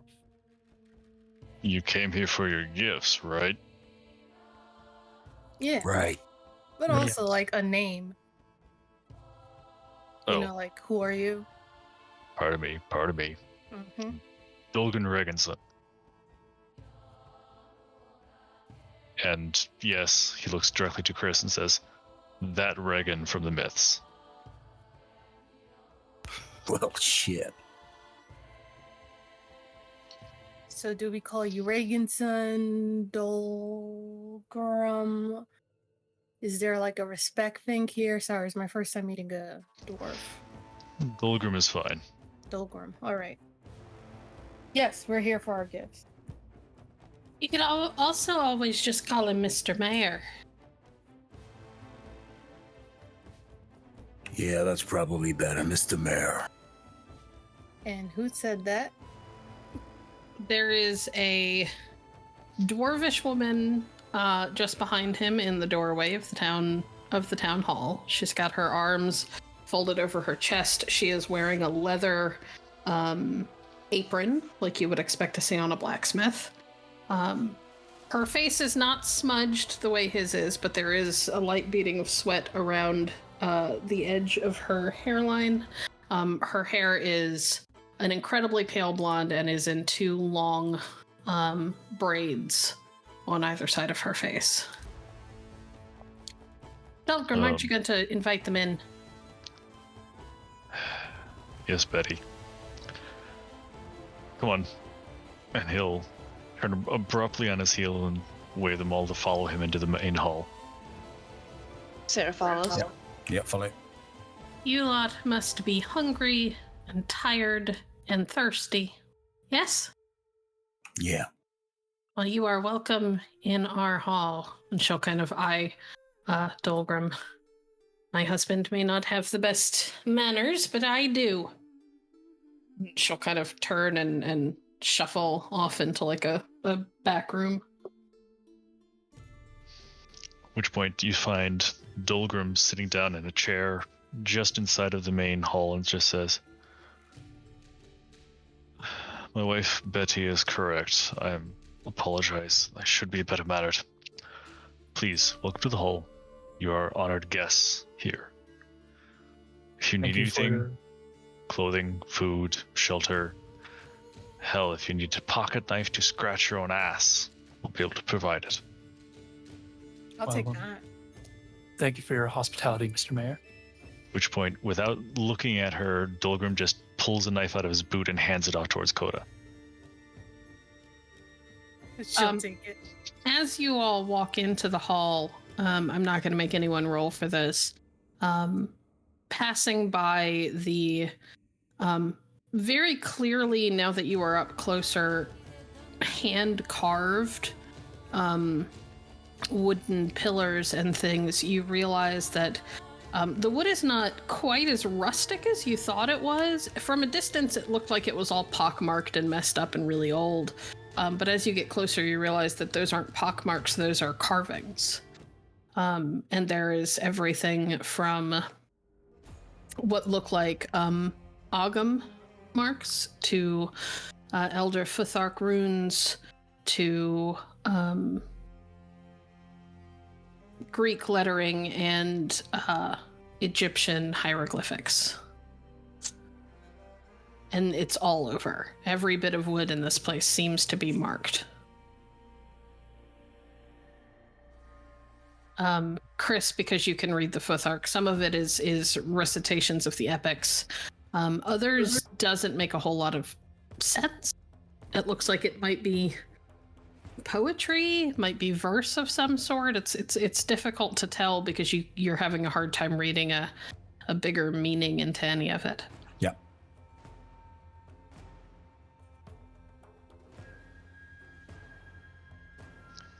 So, and he'll actually, from the side of the chair, bring out a small chest. And by small chest, it's 4 feet wide by like 3 feet tall easily. The dang thing's nearly as tall as he is. And puts a hand and slaps it on the top of the chest and says, "Who wants to go first?"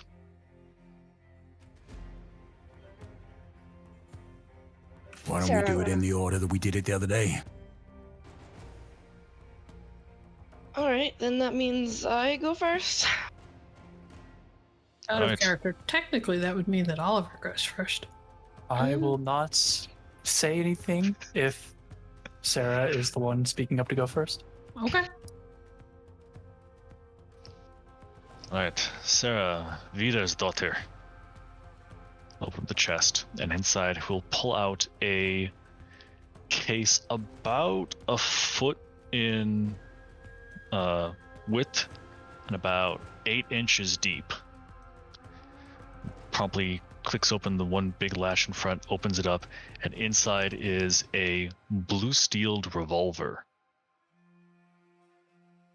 with a bone grip. And then he promptly removes the top tray, and underneath is some 50 rounds of ammunition, each one carved with an Elder Futhark rune. Damien, you being not too far away, you would actually recognize these as the runes of Vidar. I will kind of just lean in. Those are Vidaran runes. Right. Putting the top tray back on top, he'll simply say, "This is Silent Vengeance. As long as you're using your dad's ammunition, you will not hear a thing when that gun goes off." Sarah is almost literally drooling. Looks like a absolutely beautiful Colt revolver. It's yours. Take it out. Try it. She'll like Maybe very we can gingerly set reach up for it. maybe we can set up a target for you to practice upon. Even. It's so beautiful. Glad you like it. I had my brother Sven work on the carving of the actual rifling and the gun itself. Should be good and accurate for you. to like hug it.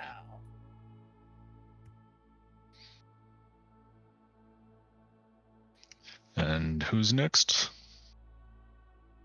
Coda. I guess that'd be me. What did my mom get me? Coda, Baxter's daughter. Open it up, and from inside we'll draw a very, very long khopesh of black metal.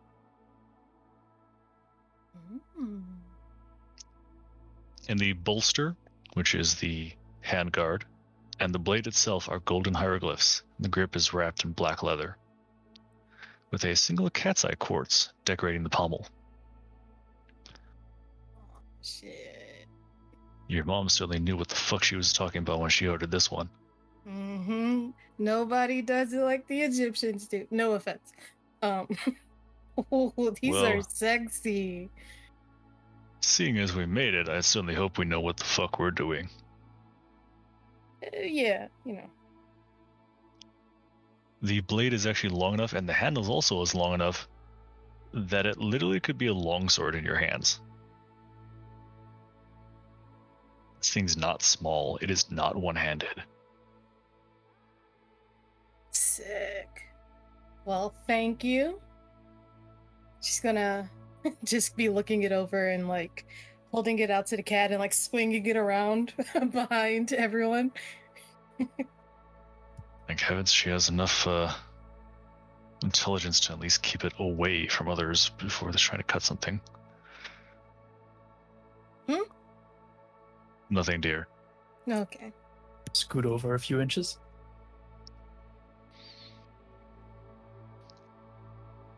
Well, now that the ladies are done, what Oliver. about you boys? No, if we're going in order, actually, Mr. Strom, that would go to you next. Well, actually, if we were going in order, you should have gone first. So why don't you go now? Got Well, him. we've already skipped out, and I insist you go first. I can wait. I'm going to glare at Oliver in actual contempt and head over to the guy. All right. Damien. Kris. Right. Kris. Artemis' son. Yeah. Your uncle actually made this for you. Pulls out of the chest a full-size guitar. Smile. The body is actually carved to be looking the same as a lyre, and the strings look almost like moonlight. Damn, that's pretty. This is Midnight Sun. Midnight Sun. We did a few testings with it. It's also a bow. it's a bow. And knuckle dusters. Knuckle dusters, a guitar. I mean, I could hit someone over the head with it, I suppose, but... Wow. Okay. Just ask it to change. It is yours. Oh, right. So, I was kind of thinking that I would have to use the strings of the guitar to fire arrows, but you're telling me that it can change into an actual bow? Yeah. Damn. Okay. Thank you. Betty returns at about this point, and she's got a tray laden with large, looks like hand-carved wooden mugs and drinking horns and the whole nine, and plates heaping with food. There's everything from roasted pig to grilled vegetables, depending on what takes your fancy. And she sort of walks over and sets it up onto this table that's just slightly too tall for her. It's all about will, and you have to say the word. What word it is depends on you, really. My understanding from talking to your uncle when he delivered it is that it was designed to be responsive to you, but once you set the word, you have to remember it, or you'll never be able to use it again if you forget. I understand. Okay, thank you. Yep. I don't know exactly how good knuckle dusters are from a god of poetry, but the bow, damn, it shoots nice. Excellent. Well, you know what they say, the penis mightier than the sword. Sorry, the pen is mightier than the sword. That's you, though. No. You see Dolgrom just...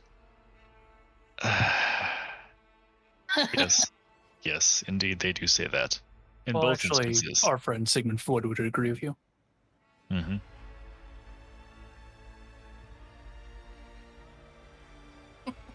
And then, turning to Oliver. Oliver, Ogma's son. That is me. Yours is a little special.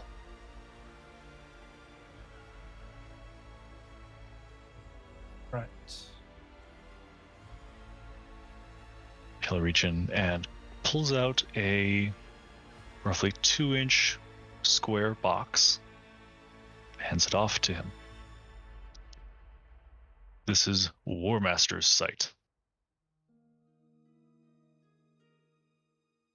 War Master's sight. As in the box itself? Or is What's there something in in the it? box? That makes the most sense, yes. I'll open it. Inside is a silver monocle. Ah. Well, this does seem quite apt, doesn't it? Does it go on the good eye or the bad eye? Yes. Yes, as in Either one? eye depends upon you. Do you want to see well, or do you want to just put it on an eye?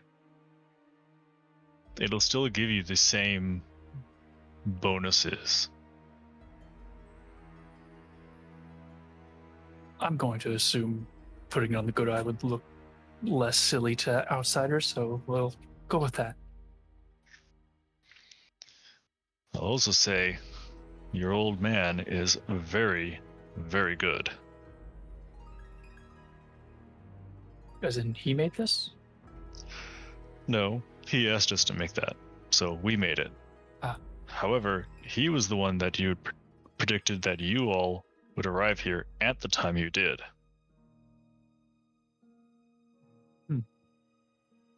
Not sure how he did that, but I can tell you he's not a seer, but sometimes brain beats out that.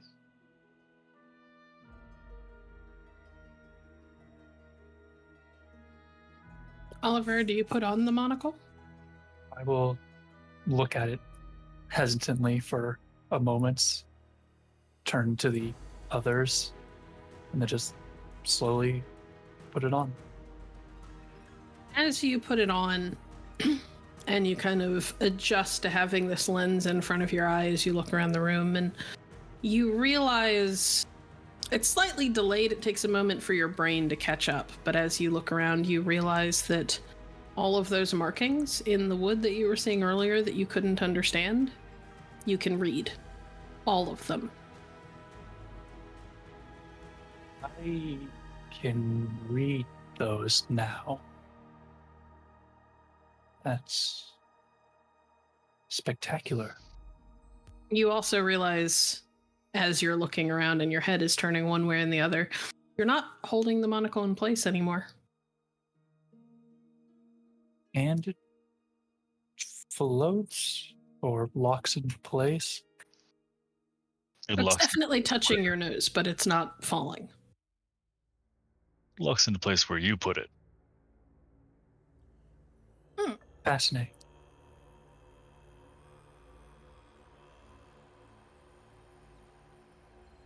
Interesting. You think you can look at books and stuff? Do you see anything when you see us? Do we look like, are we like glowing? I'll look to each of them. Do they look any good? They are not glowing. You are not glowing, I'm afraid. You get the feeling that what this does is specifically language oriented. I get the sense, though, that languages that I could not read before, which were a majority of them, I should be able to read now, maybe, hopefully. So, lots of uses there. Well, I certainly hope it's of good quality. My Betty over here made it for you. Thank you, Miss Mayor. Smiles. She smiles and nods. My gift has always been with hammers, but on the rare occasion we get asked to make something a little bit more delicate. I enjoy getting my hands dirty. It does have another thing that it does. It's a little less obvious. If you are in the heat of battle and need to give an order to, I don't know, soldiers that are following you or your companions to convey a message, you can put the full force and power of your bloodline behind that order. I take it I'll understand what that means if the time comes to use it. I suspect so. You'll understand it when you need it. Let's just say Sun Tzu himself would be jealous of that monocle. She looks quite proud of herself. This is a fantastic gift, ma'am. Thank you very much for it. Of course. Okay, so there are a few people who are waiting to talk to everyone. A few. Needless to say, you all being the first ones to survive the type of encounter that you had has certainly made quite a stir and made the summit all the more interesting for those who have shown up.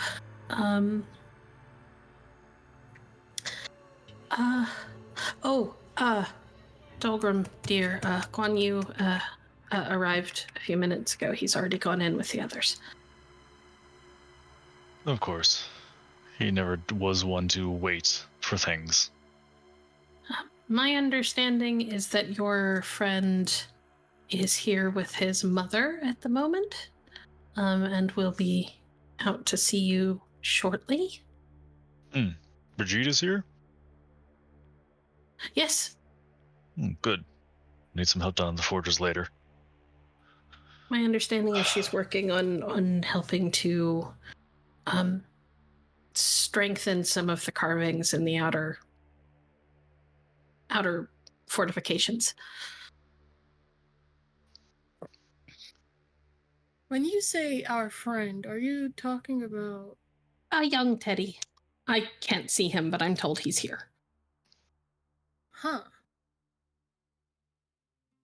That must be like the traveling between worlds thing, right?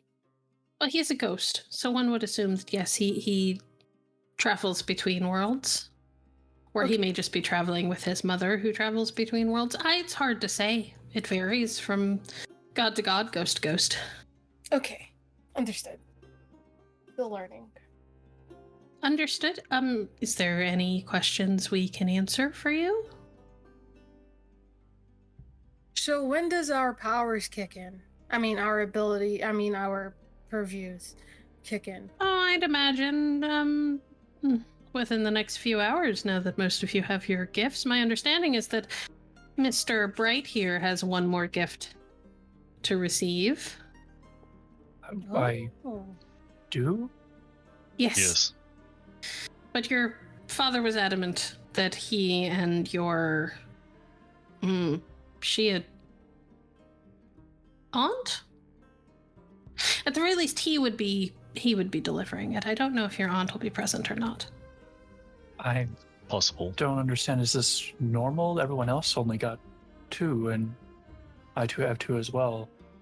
I don't need anything extra. It varies, depending. It's usually based more on strength and what they think you can handle.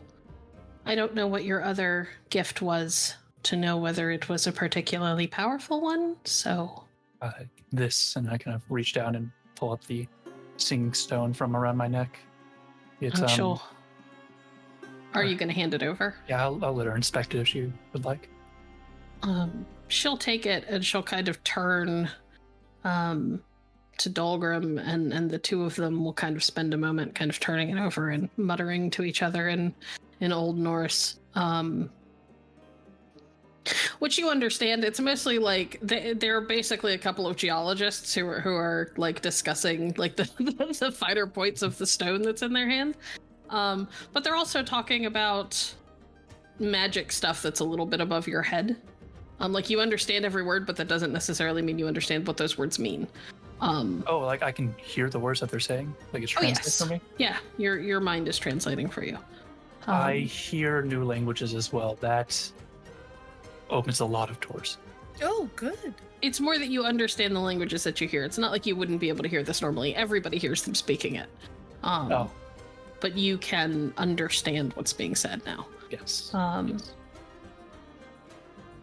And after a moment, she kind of comes away with it and turns back to you and hands it to you. Well, that's a very special gift. But it's a different...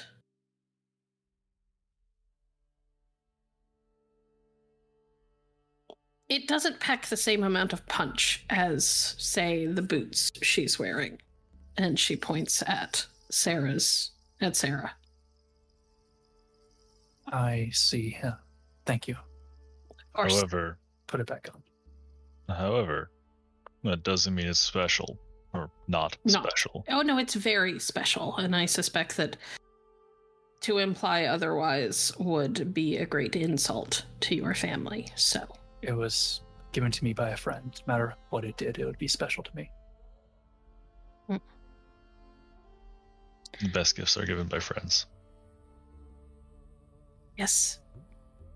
All right. Well, I am glad that you all have enjoyed your gifts. Please feel free to indulge in the food. Oliver, whenever you are ready, we can take you to meet your father. And you all can hang out with Dolgrom, who can answer questions or whatever. I have a forge to get back to, else my apprentice will let it die, and I will have to beat him with a stick. Oh. What's better than the hammer? Last time it was the hammer. And she kind of turns and shuts off. They do not mess around here. No, we don't. Let me put it this way. You are not the first Cyans that will come into these doors. You are not the last ones that will come into these doors. Every single one of these gifts has been made, forged, welded, crafted, carved, melded by our hands or by the gods themselves. It's a lot of work. And it's a huge responsibility and an honor for us. And they're spectacular. Mm-hmm. Thank you. Coda's like tossing up apples and trying to like just slice them on the blade of her of her, what is it called? Kopesh? Yep. Yeah, it's like super sleek. Coda's playing Fruit Ninja. Yeah, Right. Actually. I'm going to put it another couple inches away.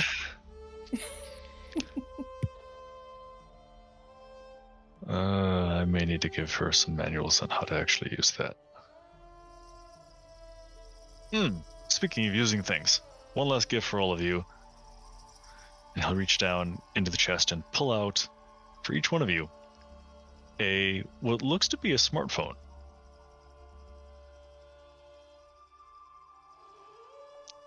I already have one. Does yours receive signal anywhere? No.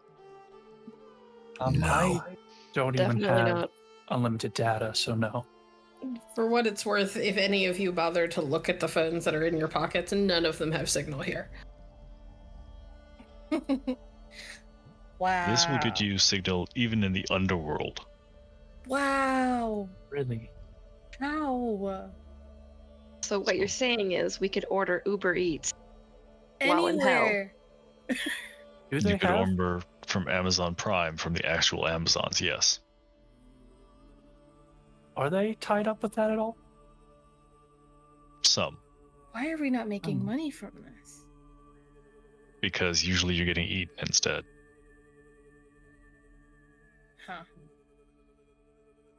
Interesting. Is there a way for us to transfer our data over, or are we starting from scratch with these new phones? There is a way, yes. Yes. Okay, good, because I have notes on lesson plans and things of that nature on my old one. These are all iGallers. So you have your iPhones, these are your iGallers. Kris, you would actually remember that the Galler comes from the term Gallarhorn, which is actually what Heimdall carries. Okay.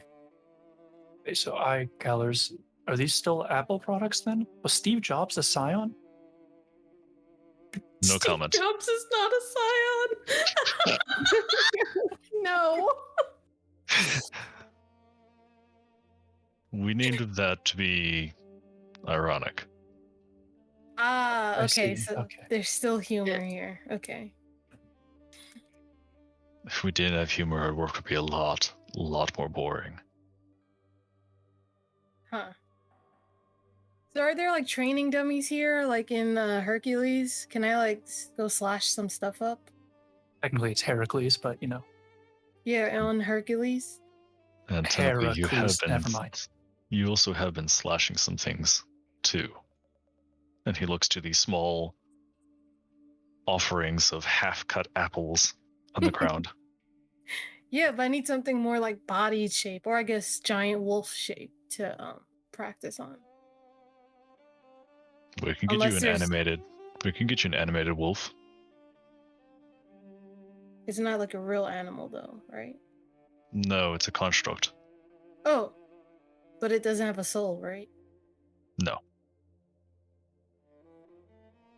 Okay. we're dwarves. We're not heartless. Okay, I'm just making sure. This is a new world. I don't know what your rules are here. So I don't know if you guys are like, yeah, we just kill animals like it's nothing or something. I don't know. I just have to be sure. 'Cause I'm not The- about that. The greatest rule of the dwarves is one you're actually partaking in right now, which is hospitality. Okay. Well, I would love to fight some construct wolves to practice fighting the real things, if that ever comes to be, which I'm sure it will be. Fair enough. I'll go see if my brother Sven finally has finished it up. Meanwhile, eat, drink, rest. And he will actually go off to find his brother. Sven is where he usually is. He is probably the best runesmith you have. So he is at his workbench, and working meticulously at carving his runes. And while you are off doing that, there is a knock at the door, and a young question mark person kind of sticks their head in the room. Sorry to interrupt. Are you all ready for visitors?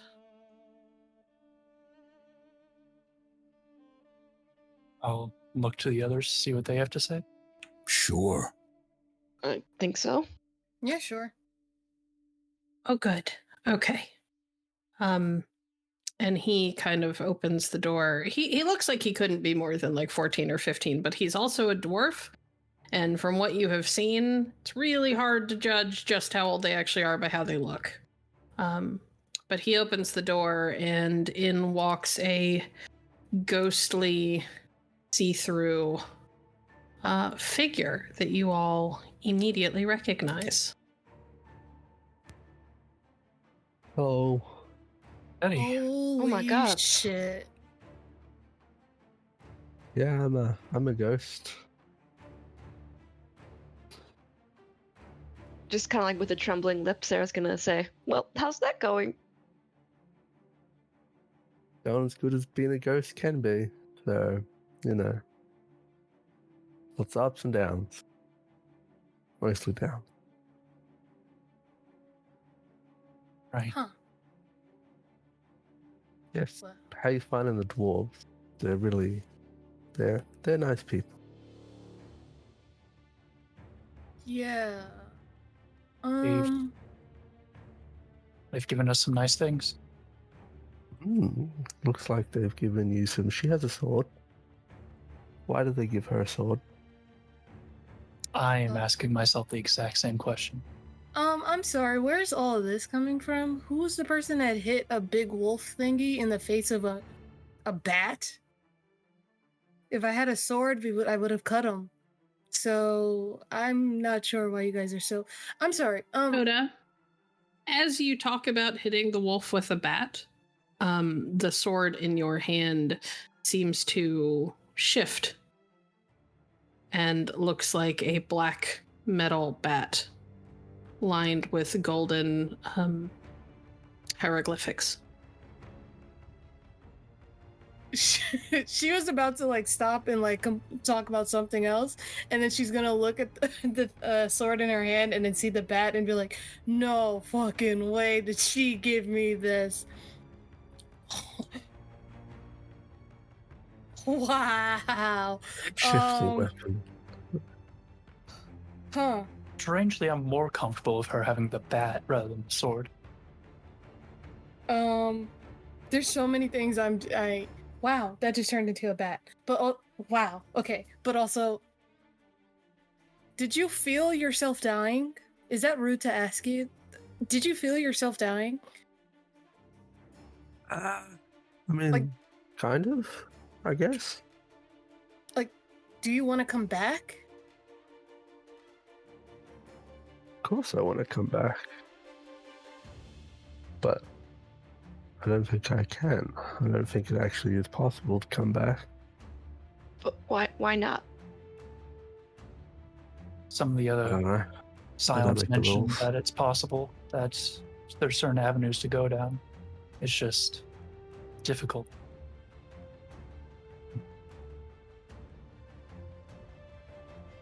I'm here in the way that I can be here.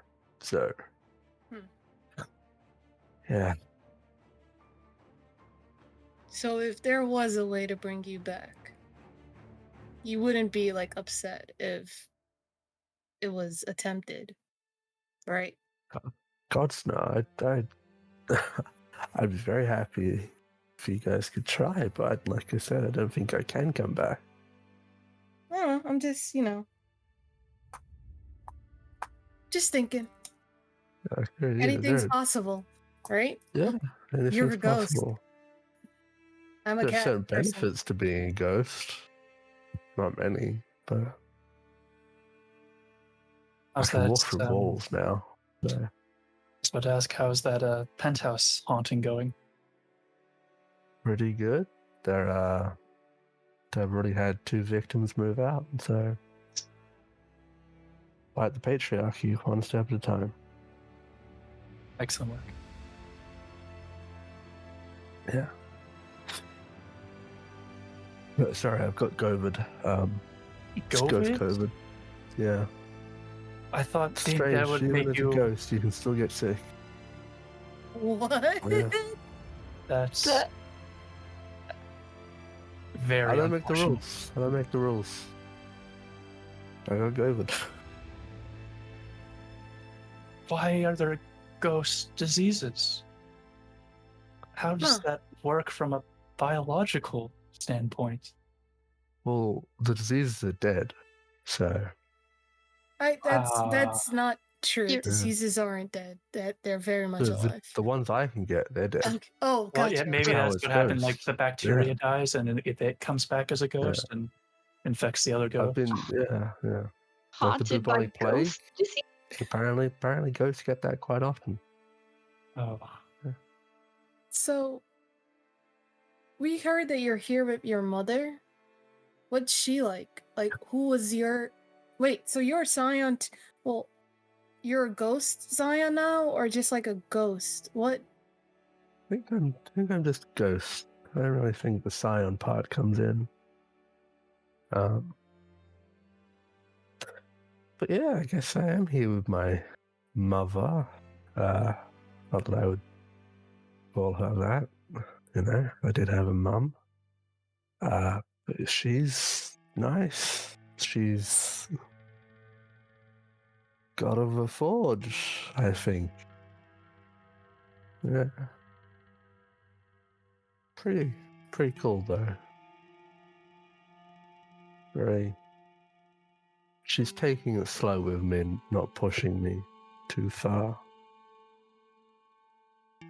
So, big thing to adjust to, going from one life to an unlife.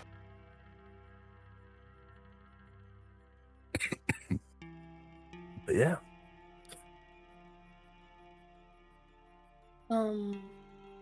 You guys have all met your parents, right? Apart from you, obviously, Oliver. Yes, He's here, by the way. He's I know. I was told that when I'm ready I can speak with him, and I am sort of stalling right now. No, you shouldn't.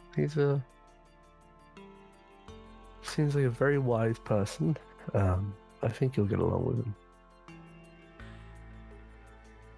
If Hopefully. not, well, just get adopted by a different god.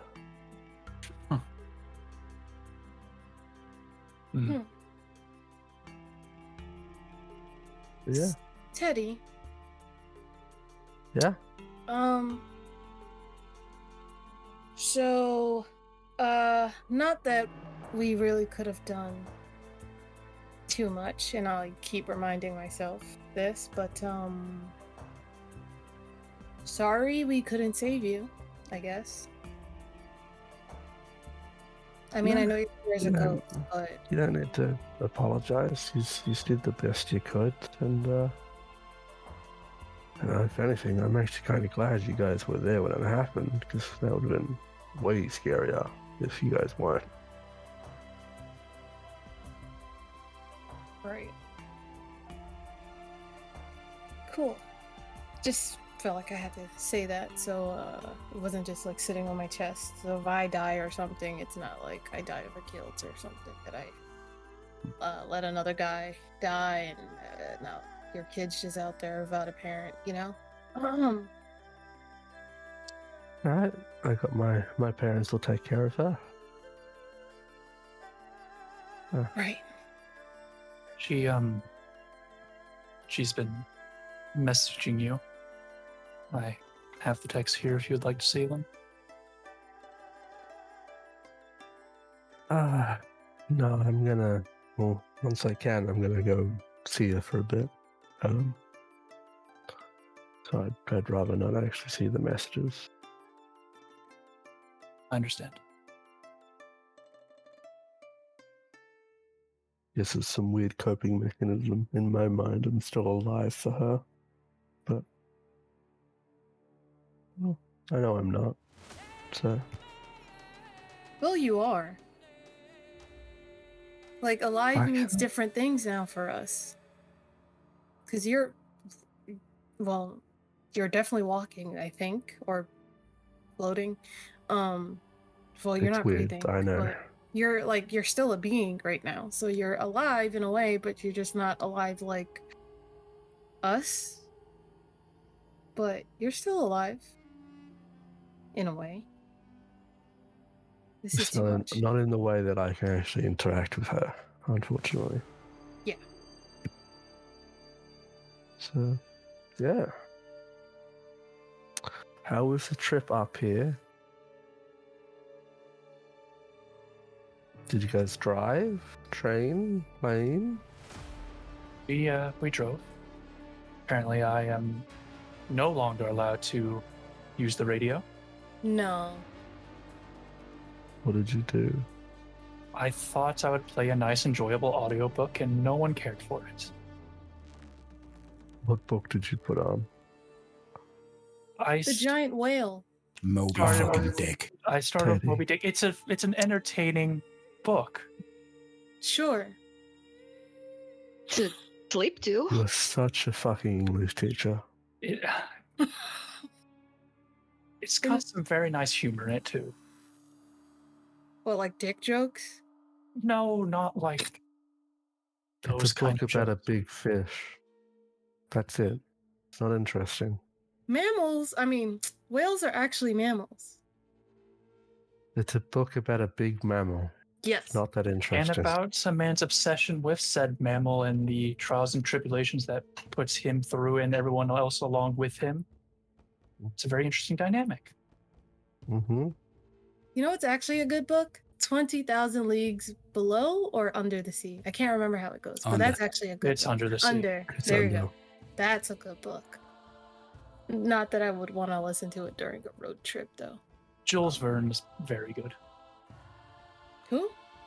The author of the book. Oh, yeah, right. Oh. She totally didn't just only watch the movie. Oh, God. Oh. Oh, God. I'm sorry, that really killed me. Oh. Yeah, we did that. We talked a bit. We have a team name now. Yes, we do. Oh, team name. That's good.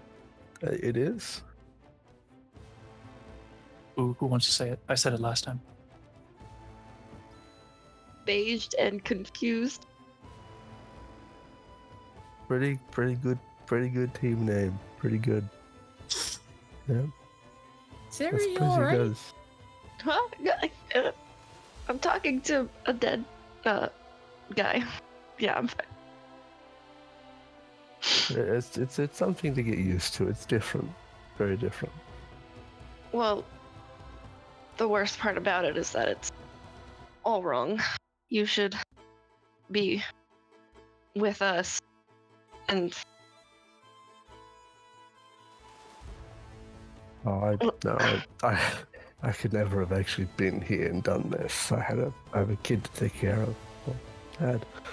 So I don't think I would have actually been able to come here anyway. and until you get back, I'll make sure she's okay. Yeah, I think we all will. Right? Yes. Right? Most certainly. Mm-hmm. And I don't mean to speak for everyone, but as far as I'm concerned, you are and always will be part of Beige and Confused as well, Teddy. Yes, I guess I can be the confused part about it then. I think we're all a little bit the confused part. Yeah. Mm-hmm. And we all read the Beige Squad, so Best Did superhero you? team ever. did you ever read that? Are you kidding me? Of course I read Beige Squad. Oh my god, like- see? I went to the midnight premiere of the movie. Made a movie? There's a movie? Of course there's a movie. It's Beige Squad. Do you know they have theaters here in Enville? They do not They have don't. theaters in Anvil. Unfortunately, they don't. They should have theaters. What are they going to do for What are At they least going to do not for that entertainment? kind of theater. Yeah. Oh, Probably came out another during time then. finals. Yeah. Hmm. Well, we did just get phones with service that, goes anywhere.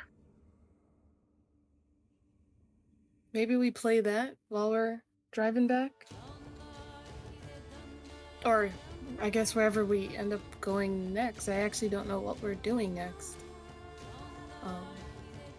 Good maybe- question. I know where all of us going next, but you are free. Don't know. Alright, you probably shouldn't keep your father, or, sorry, your godly, supplier. don't phrase it like that. Do you want to call him dad? I don't know what to call him. Yes, we'll find So out. godly supplier. So your godly supplier, you probably shouldn't keep him waiting. You're right. I probably shouldn't test his patience for too long. Otherwise, they'll make a very bad first impression on my part. Well, he's a couple of years late, so I think, like, Yes, I think you're right. mhm. I owe a little bit, or he owes me a little bit of time. Yes. Walk into rooms like you own the place, or Mr. B. I don't own the place, though I rent them at best. Okay, so walk into the room like you own the place. Like you're like, you owe me an explanation. which I mean they're going to give you an explanation anyways, but you shouldn't walk in there being like, oh my god, I'm so sorry to be here. Should I close the door? Should I leave it open? No, walk in there saying, I need an explanation. I'm your son, kinda. Give me the information I need. But you know, I mean, I guess you could be polite too, but I exactly, I wouldn't want to come off as rude. but do, you know, because we are owed something. All of us literally almost died just because we were born, you know? So, you know, I mean, walk up there, your shoulders a little up. I don't know what this hunch thing that you're doing here is, but like, you know, walk in there like you're owed something because you are. Mr. B. It feels weird to call you Oliver, so I'm not going to say that, but You don't have to. yeah, Mr. B, walk in there like you deserve something because you do. You deserve, I don't know, like a MLA format 15-page essay from him or something like that. Yeah, walk into the room like he owes you an essay. Walk into the room like he owes me an essay. He is in the middle of Coda giving Oliver a lecture on how to own Very a interesting room. turn. That Dolgrom returns with the news that it is actually about that time. And his wife has given him very strict instructions that he is to give the others a tour while Oliver spends time with his father. Well, here we go. 15 Good pages. luck. 15-page essay. I'll keep that in mind, Miss Massaquoi. Thank you. Mm-hmm. Looks like Dolgrom may not be able. Oh, there we go. All right. Coda, Sarah, Kris. I think we need to give Oliver some time alone. Very well. All right. If you all like, though, seeing as you have your new weapons, Sven and I have arranged a little challenge for you all to have some fun with. That's the best news I've had my whole life. Into the courtyard he leads you all, where there are a quartet of bronze wolves, all the sizes of vans.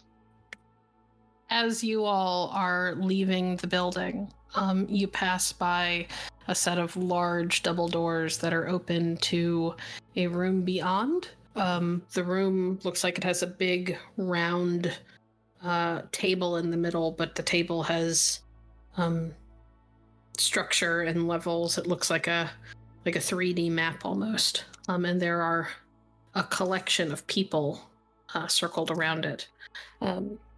Every single one of you feels a pulse of power as you walk by. Among them is a tall, pale, older man with gray hair and an eye patch over one eye, and he's wearing a dark gray suit and is leaning on a cane. There is a stunning woman with blonde hair and a curvy figure, but she's wearing like a power suit and kind of olive toned skin. There is a man who looks like he might be like from like Northern Africa, the Middle East, like that area of the world, with a wide, toothy smile. There are several people kind of crowded around this table, and they are all talking in various languages, but none of them seem to have a hard time understanding each other. But Dolgrom kind of hurries you by that doorway as quickly as he can. It's not wise to interrupt the gods.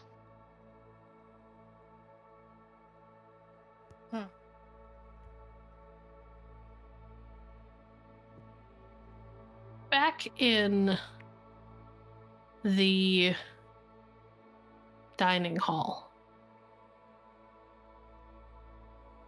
Oliver, the another door opens nearby, and a tall man walks through.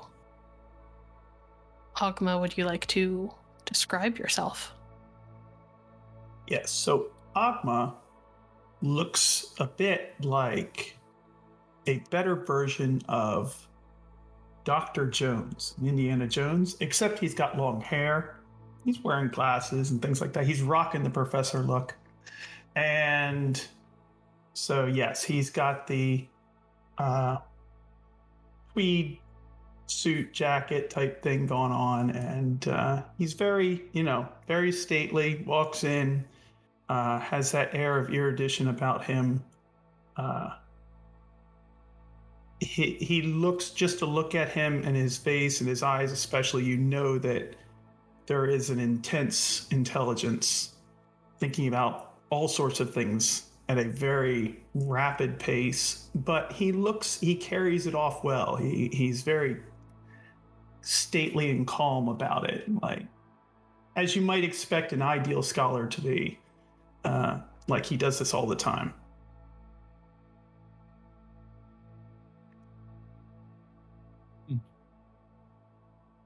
My former students said that I should demand a rather lengthy essay from you, but I think a simple conversation will do. Yes, 15 pages, was it? MLA format? Correct.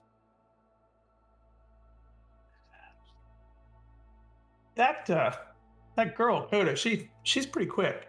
I quite like her advice for you.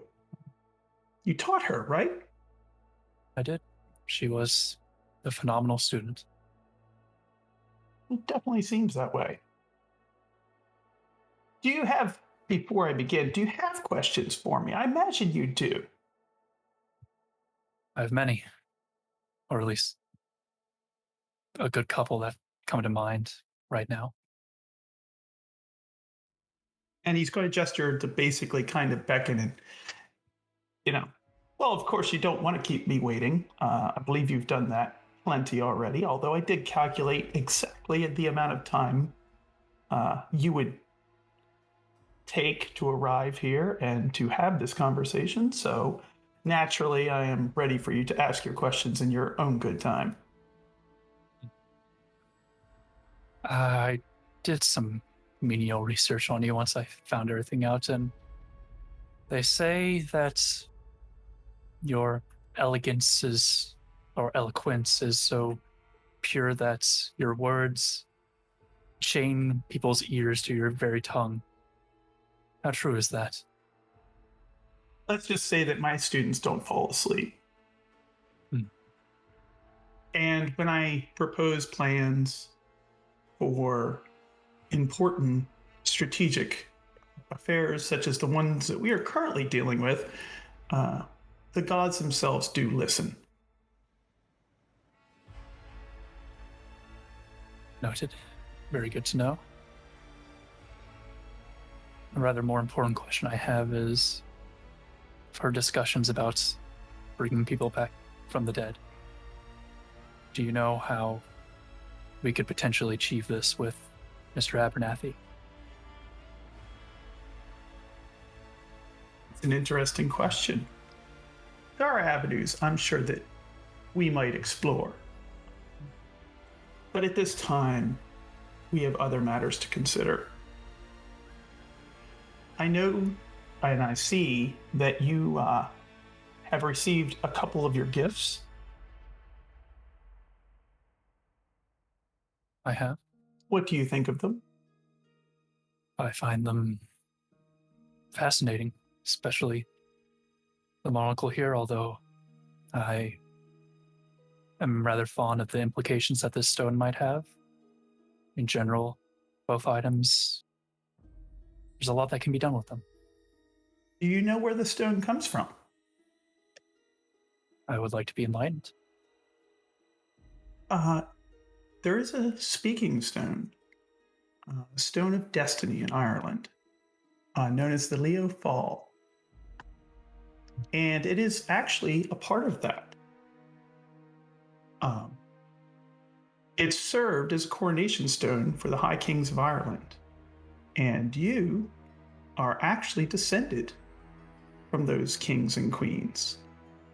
You're one of the Tuatha De Danann, or a descendant of them at least. So you come from a line of kings. That stone can only be given and can only be worn by one of that line. That's a lot to take in. That's the way you're going to feel for a lot of things. Oh, I've gathered.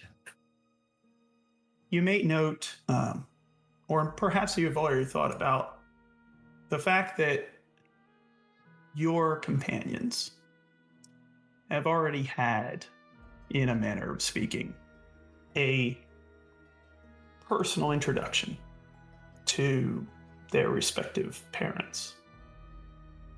And it has taken until now for us to speak to each other.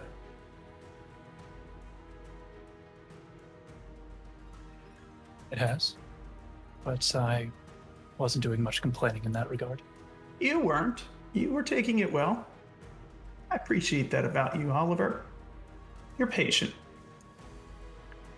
As am I. There's a time and place for everything. I, of course, was called away to this particular location because, well, let's just say that we need all the best minds to deal with this current problem. And naturally, well, you'd be hard-pressed to find a mind better than mine. However, you may also note that you're a little older than some of your companions. Mentally, I'd say so. I'm 27. Yeah, certainly older than, for example, Coda. It's true. Normally, we would, such as we do, we would introduce ourselves to our scions at an earlier point in their life. But I waited with you.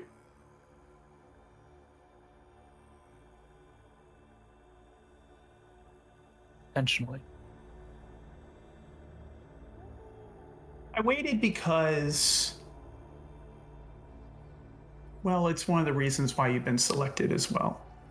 And one of the reasons why you actually fit very well for this time and place that you have been chosen for.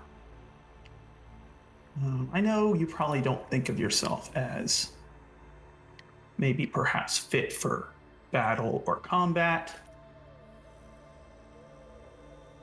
He looks to Oliver for confirmation of that. My weapons of choice consist of floppy rulers that I tell my students are swords. Which you're quite adept at wielding, of course, and copies of Hamlet by Shakespeare. that was a prize move. I couldn't even believe it when I heard about that. That is the stuff of stories and legends right there. So you've already demonstrated a certain prowess in battle. But Oliver, we both know that just even in your day-to-day life, you've been engaged in your own war. A war for the minds and the hearts, the betterment of those who attend your classes. Perhaps the noblest war of all. A war to set them on a better path, a war to develop them, to make them stronger. Even the companions you have now will need that from you. And it is in this way that you are perhaps one of the most essential members of your current group and why we need you now in this war.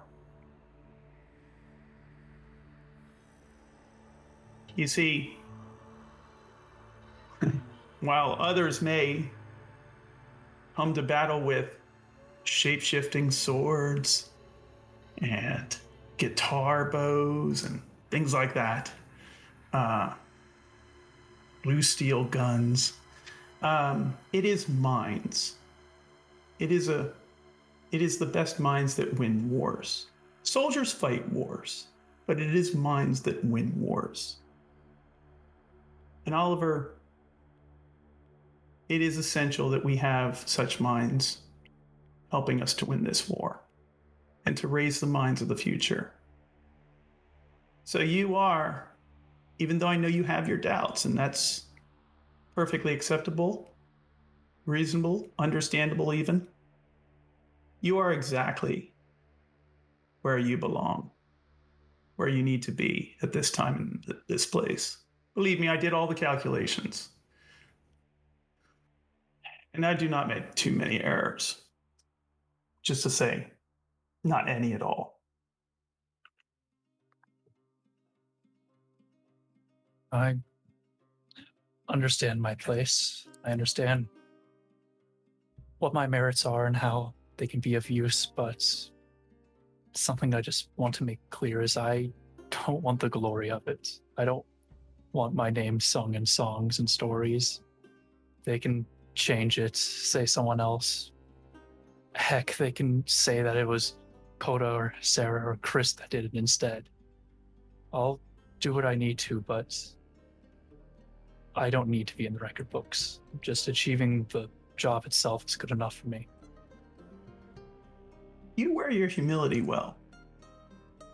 The fact of the matter is, nobody really gets to determine their fate, or how they're remembered, or anything like that, but I guarantee you, the kinds of things you will do will be remembered. They already are going to be remembered. I guarantee you that. I mean, you keep doing those things you did with Hamlet, and it's unavoidable completely. I have one more gift to give you. I've been told. Mm-hmm. It isn't a gift that's just from me. You may have heard of the Morrigan. Morrigan. Yes, the Morrigan. Are you familiar with the Morrigan? I confess that I'm not. My knowledge isn't boundless. I know what I know, and I'm okay with that, and I'm okay with learning. So please, enlighten me. The Morrigan is a goddess of many powers. She has capabilities that span across the purviews of war and fate and death. She can change her shape. She typically is often seen associated with or in the form of a crow. She was a member of the Tuatha De Danann. Again, that line of kings and queens that you are a descendant of. She has had a number of battles with many mythological figures and famous legendary figures, especially in Irish folklore. And she is most notably known for her capability to... She's a seeress of war. She can... Imagine for a moment, are you familiar with the game of chess? I was the chess captain back in high school. Of course you were. Imagine for a moment that you had the power to see every move from the first to the last in a chess game before the game ever began. That's what the Morrigan can do.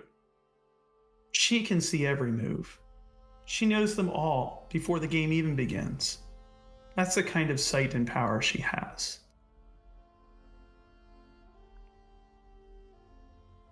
In terms of chess, sounds like it takes some of the fun out of it, but on scales of wars and disaster. Sounds like something handy to have. Indeed. And were it that such powers came into play exactly like that in these situations, we might well have this situation completely resolved already. Well, that's the thing, isn't it? We're the chess pieces in this scenario.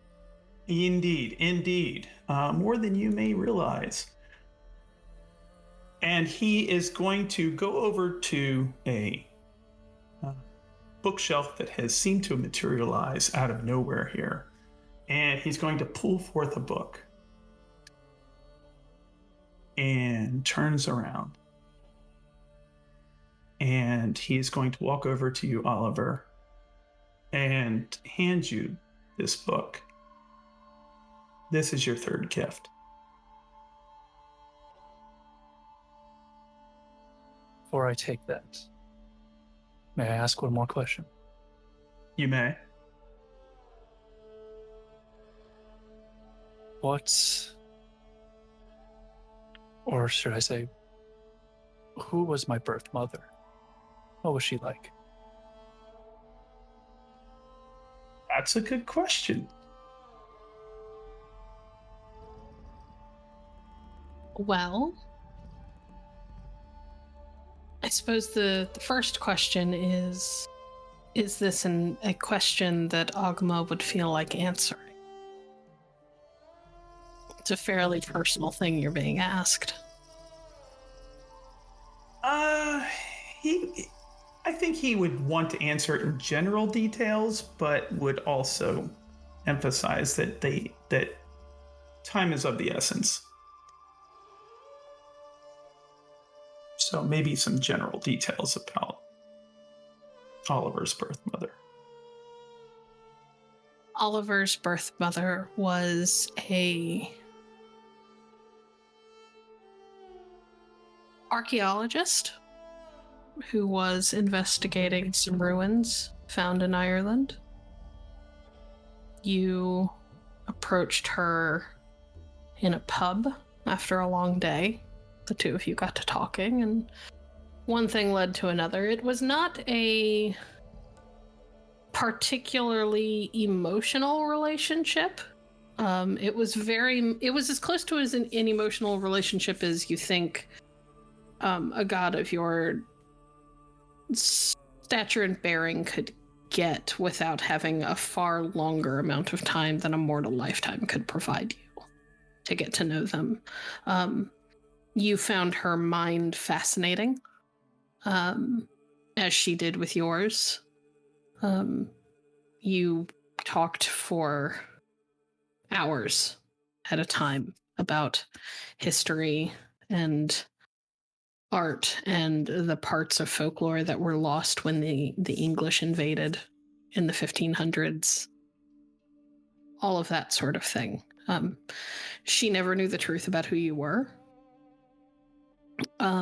Getting pregnant for her was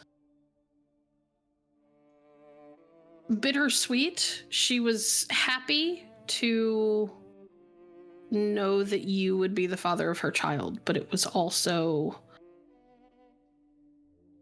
not, she knew that she was not suited to being a mother. And you promised that you would find a good family to take Oliver and raise him in her stead, because she felt that she could not provide him the life he deserved.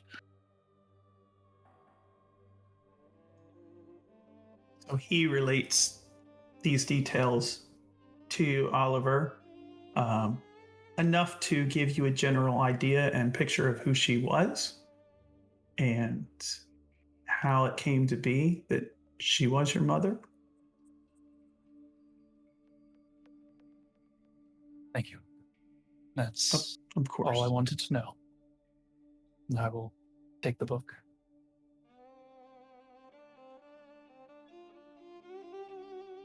Oliver, the book in your hands is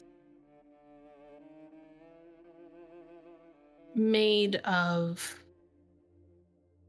carved wood, the cover. is carved wood.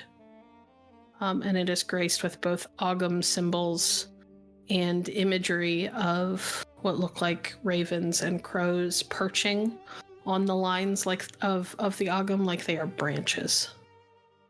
The pages inside are thick and coarse, like early versions of paper long before we had the ability to process them down to be as thin and light and smooth as they are. You immediately notice when you open it that they are blank. And as you are looking this very obviously handcrafted,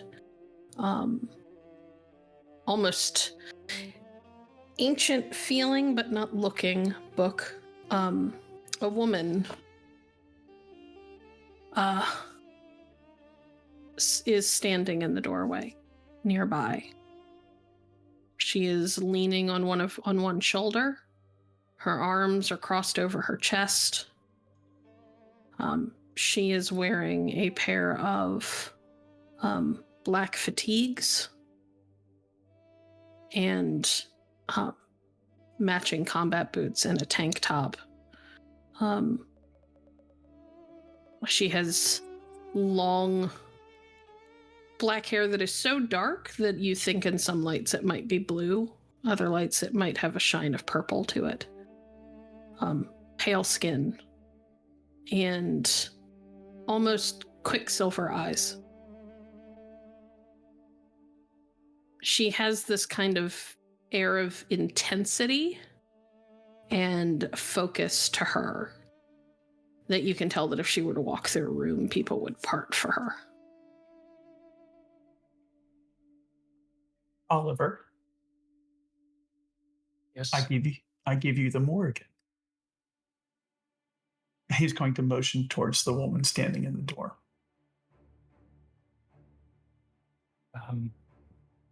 It's nice to meet you.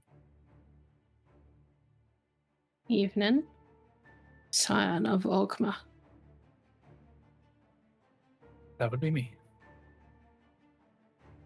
Yes, it would. Did not foresee you surviving the wolf attack. Curious thing, you and your friends. I am the Morrigan. I am Maine and Babbed and Maha. And I helped fashion that book.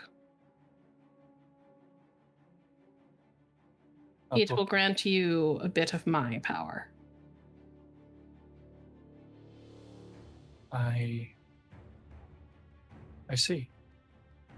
Understand that my power is tied to the mysteries of the universe.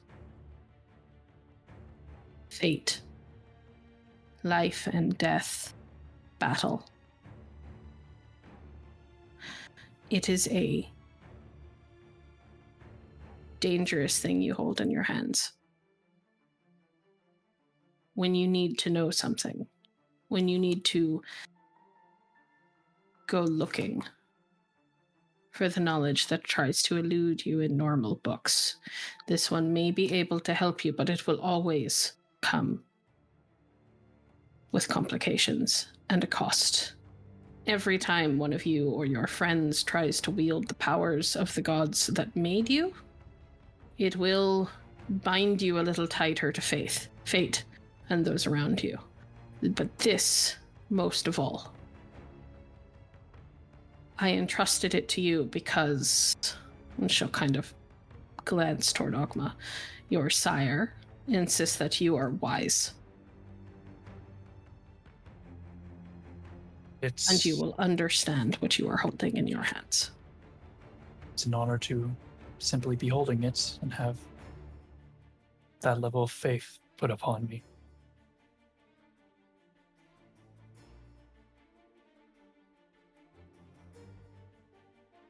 I'll try to wield it well. Good. See that you do. I will not At your father's request, I will not put it on you tonight, but I will visit you tomorrow. And I will bestow upon you your geas. I come again? All heroes of the Tuaha, much to their chagrin, frequently, have a rule by which they have to live. Kuhulain had a rule that he was never to eat dog meat, and it was his undoing because he was tricked into it. But before it happened, he was a hero of renown, had the power of the gods on his side. You, too, will have a rule, a geas that you must hold to. But I will need time now that I have met you to decide what it shall be. And, again, at your sire's request, I have agreed not to bestow it on you tonight, to give you one night without that weight around your neck. Well, I hope that you'll go easy on me. It is unlikely. I figured as much. Each hero has at least one. Geas grants you a piece of power in addition to what you would normally get. It is the reward that you get for living to the rule that you have been bound to, the oath you have sworn. But you will swear an oath.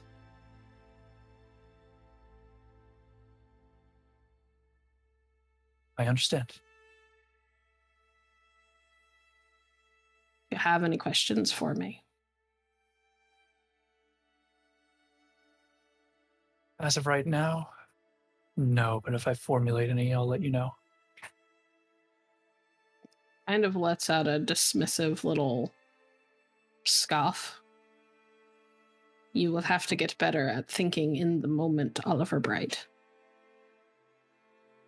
I have occasional moments of it, but things like these questions that need answers, they deserve to be sat down with and properly thought out to make sure you get everything you want out of them. Questions asked in the moment normally don't receive answers worth having, at least not as well as they could be. She kind of turns like she's looking towards Ogma, and as she does, Oliver, you could swear you catch a glimpse of her. You think it might be her. In her place is a woman covered from head to toe in blood. But as quick as you notice it, it's gone.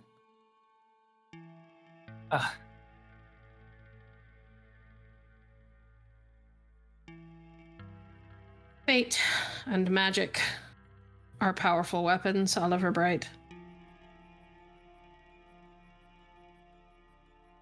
You and your friends have been touched by fate without the aid of the gods to bring it to you. Do as your ancestors would do. Meet the challenge. Don't shy away from it. Or Understood. it'll eat you whole. Understood. She'll look back towards Ogma. Is there anything else you want of me? I think you've said everything he needs to hear. Good. The Allfather challenged me to a drinking game, and I have no intention of losing. She'll get up. Ogma is going to turn back to Oliver and say, everything that she has told you is as important as it is correct. I know that in these past few nights and days, all of this has come upon you, perhaps faster than you might have wished or wanted, but fate and this battle that we face, this war that we are fighting, waits for no one. It does not act according to schedules that we design. We simply must be ready to act and to think at the speed at which we are required. And I suspect that you can do that. This is your time now to make sure that you are able to act with that alacrity and speed, to act with the intent and purpose with which you've been invested. And of course, the best teachers are always great learners as well, so be freer with your questions if you have them. And do not concern yourself with the answers you may or may not receive, but simply follow them up with more questions and more answers and more action. In that case, she mentioned that all like me have a geas, a rule. Do you have one? You do, but the gods are not in the practice of sharing their geas. It would be a very dangerous thing. As she mentioned, we all have that responsibility and that rule. Understood. I didn't mean to pry, I didn't wish to know it. I simply wanted to know if the gods were above that or not. Just like fate, we are invested with our own rules and responsibilities, our own geases. Then I'm also going to kind of just squint at him a little bit. And another question. By all means. You were one of my lecturers in grad school, weren't you? I did a guest lecturing tour, a stint from time to time. You can find me in many such positions in many different places of scholarship and education. I had a feeling you looked familiar, but wasn't sure if it was due to that or some sort of parental link or something. Getting very new with all this asylum business. Your instincts weren't off. They weren't wrong.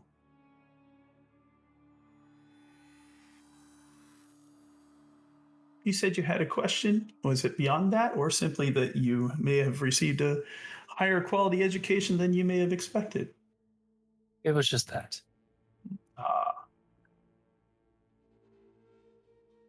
Are there any other questions that you have for me?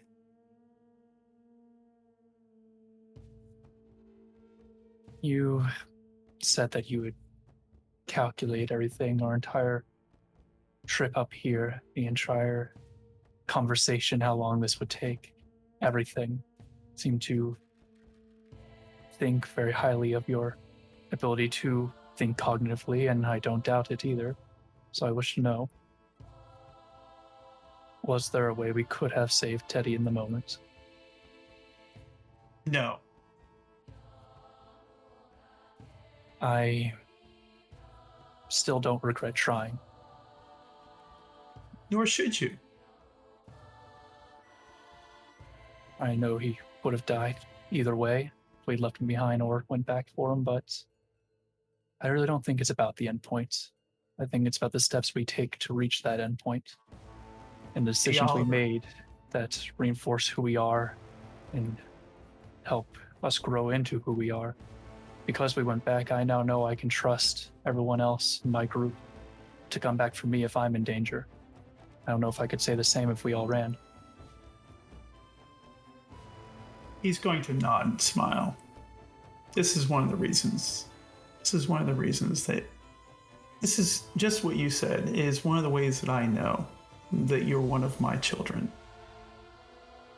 It is that kind of insight and that kind of wisdom that will help you in the coming days, you and your current companions.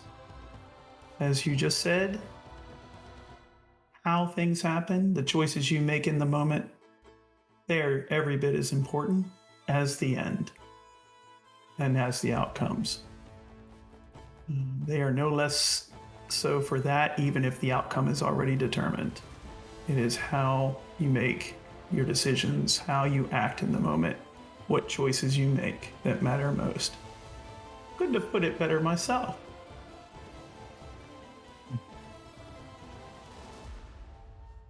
Any other pieces of wisdom to give on to me then? You mentioned earlier. Well, before I begin, I want to ask you, I think it's only fair. Are you ready to receive this bit of knowledge that I'm about to give you? Because I could tell you something more about this situation, but as you know, knowledge can weigh heavily on us, and it can come with great responsibility. I would not simply lay that upon you already without asking. I can keep that to myself and not burden you with that. However, wish to offer you that option. Well, it sounds like you don't want me to know. Oh no, that is not my intent. If you want to know, it should be yours to decide. I'm trying my best to learn to handle responsibility better, so lay it on me. Well, very well. I mentioned before that Morgan had a clear sight for all the moves in the game. However, this particular game that we play, well, her vision is not as clear as it normally is. That's unheard of.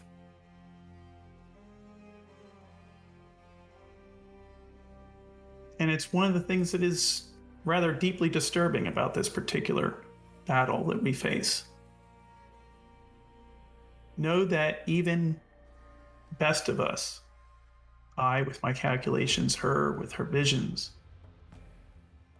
we're playing a game that we don't quite know the end to here the way we normally do. And you're part of that.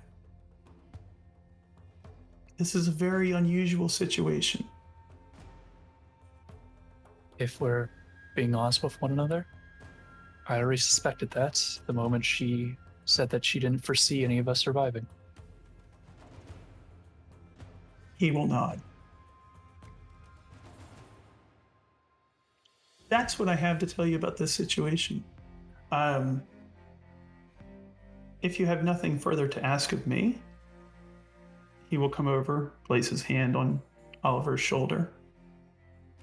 I trust that you will use your gifts wisely. I hope that you find them meaningful and helpful to you, and that you will use them to benefit not only yourself, but those who accompany you in the coming days. Nod. I'll try my best. And just because we can't see how the game ends, doesn't mean we can't study our end games. Indeed. And I certainly shall be. You can count on that. Best of luck to you. And to you. As No. Ogma is standing and making to leave the room, the woman that the others saw with the blonde hair and the curves and the power suit kind of walks in, pauses for a moment, realizes that she has interrupted something, and gives a little smile. Sorry, Ogma. Wasn't aware the meeting was happening in the middle of the main hall. Oh, yes, I nearly forgot where I was. Apologies. You must be Mr. Bright. And she'll kind of walk over and extend a hand. Athena, how do you do? I'll take it and shake it. Miss Athena, it's quite the honor. Indeed. My apologies for interrupting your meeting with your father. I was looking for someone. And she sort of looks around. Goodness, you would think gods would be easier to find. Sorry. And she'll kind of turn around and leave. That was Athena. Indeed. We have all the brightest minds here gathered among us. She's my favorite in the Greek pantheon. Ogma's just going to smile. He's got kind of like this smirk that kind of turns up his lips at the end, is like, acknowledging Oliver's very visible excitement here.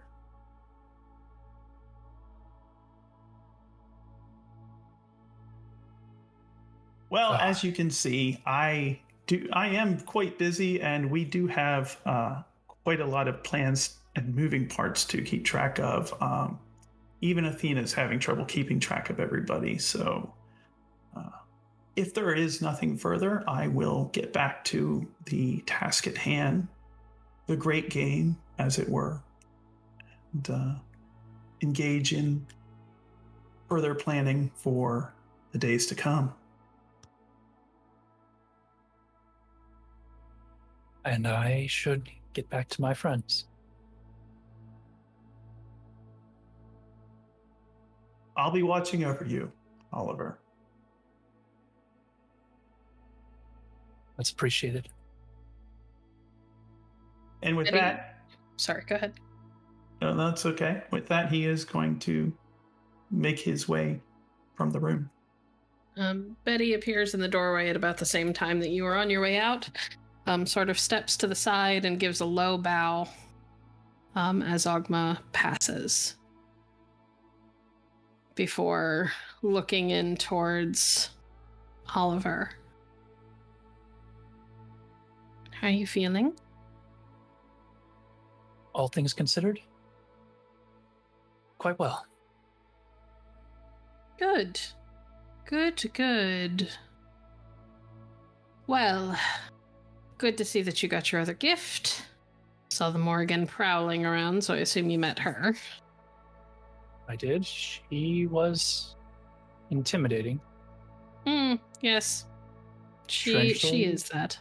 My father was oddly approachable, so it caught me off guard a little bit. Oh, he's a delight when he's not plotting your doom. He's wonderful. A little bit full of himself, I'll say that much. They're only full of themselves if they can't back it up. Which You'll is forgive. understandable. I'll beg you to not tell the All-Father that I would say that one of all of the ones in that room could. I think I believe you. Well, come on. Your friends are with my husband. Yes, either way, ma'am. And she will get up and she'll kind of pause and look back at you. Just a reminder, your gifts are technically indestructible.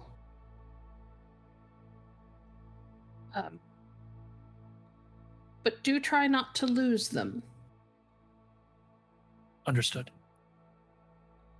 If they are taken by someone on the other opposite side, they can steal the power from your parent. Or the god that made them, and she'll kind of look at the book pointedly. That is not a gift you want other people using. I figure as much, so I will keep it close at hand as often as possible. Good. Excellent. This way. And she will lead you outside to the courtyard with the giant bronze. Were they bulls? No, they were bronze wolves. Wolves. Where I assume your friends are in the process of learning how to use their gifts. Mm-hmm. You walk outside in time to see Coda leap into the air, easily higher than some like high jumpers in the Olympics can go, especially without the aid of a pole to help push herself up.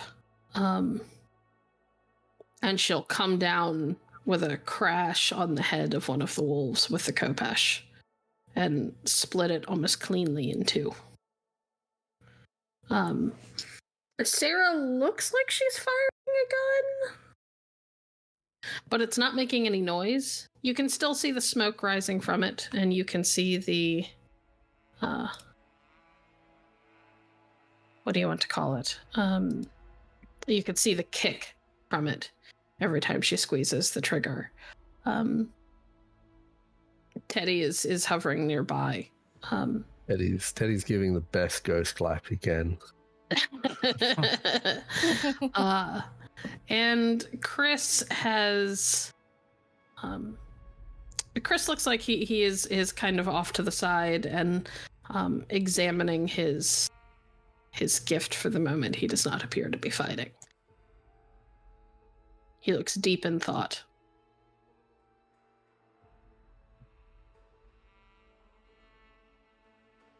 Well, seems like everyone's enjoying their new toys.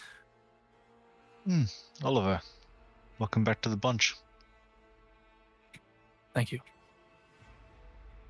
How did it go with your dad?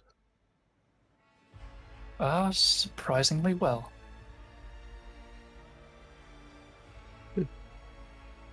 Did he give you anything interesting? I got a book tied to fate itself that can be very helpful, but should be used very wisely. Given it to the right person, then, I suppose. It was made with the help of another god, apparently, who I also met, and she scared the absolute bejesus out of me. Which one? Morrigan. Yeah. Shit. Yeah, it's never good news for your town when the Morrigan is here. Don't like that one. She gives good hospitality, but you can tell, like, the mention of the Morgan has actually broken him out of his normal, somewhat Midwestern accent straight into the brogue. So just the mention of her name has actually visibly disturbed him. When she left, she mentioned, I think, getting involved in a drinking contest with the Allfather, therefore Odin. Oh. Alright. We'll be cleaning up the room for the next week. What's the worst they could do? They just drinking. It's a god and a goddess. Just drinking for them is swimming pools with alcohol. Oh. Didn't Thor almost drink the ocean once? Yes. Yeah.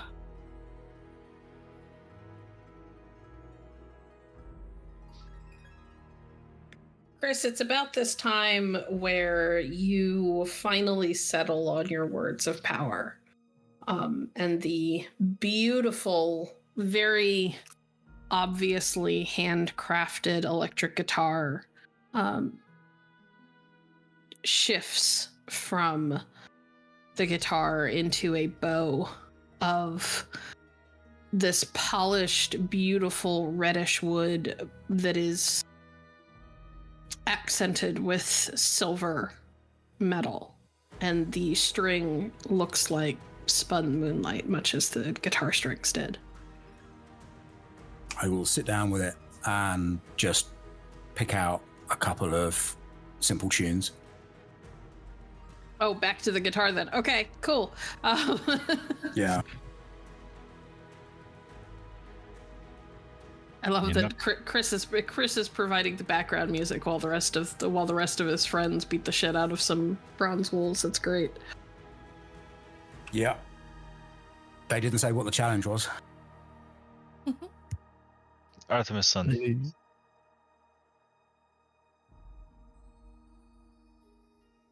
Kris, Yeah. have you ever been shot a bow? I mean, a very long time ago, but yeah. Alright. Thought you might want to at least get some practice in.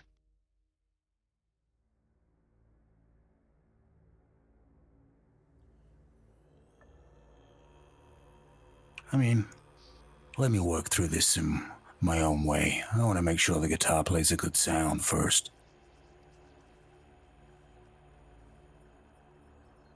Fair enough. Fair enough. It is a pretty good backing track to us fighting these things. The bronze wool that Coda had instantly split beforehand with one swing slowly starts fusing back together to prepare itself for more swings of her sword. Vidar's daughter. Sarah will come out of her shooty shoot trance. Yes? I know the gun is fun, but I've heard stories about what those boots can do, if they're anything like your father's. She'll look down. Why don't you try giving them a shot? Kick one of them in the jaw. She does as instructed. One of the wolves kind of gets down, and these things move in a way that almost makes them look alive, despite the fact that they are obviously made of metal.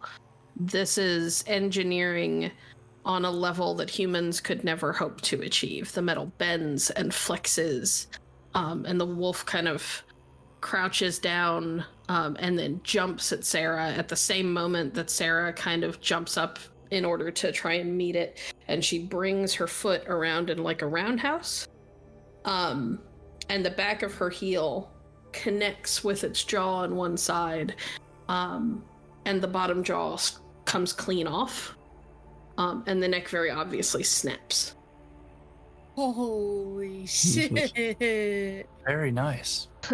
Well, I will be using that. Won't Nice. always work that well against living things, mind, but very, very handy if you're up against something that was crafted to mess with you.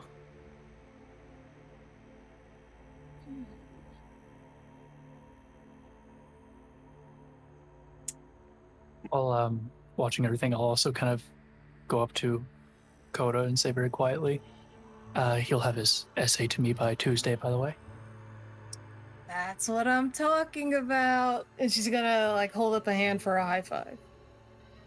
Bit of hesitance, but then there's a very awkward high five given in return. Yeah, that's what I'm talking about. So what was he like? Just like you? Not like you? We have very similar senses in fashion, and very similar in other cases, but he was far more confident in his capabilities, I suppose, or less reserved, I should say.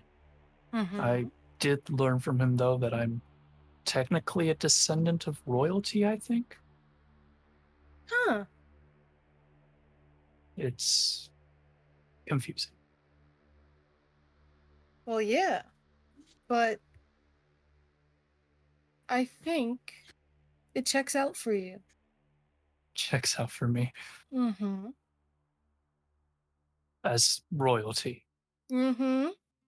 And how You is got that? an aura to you. An aura.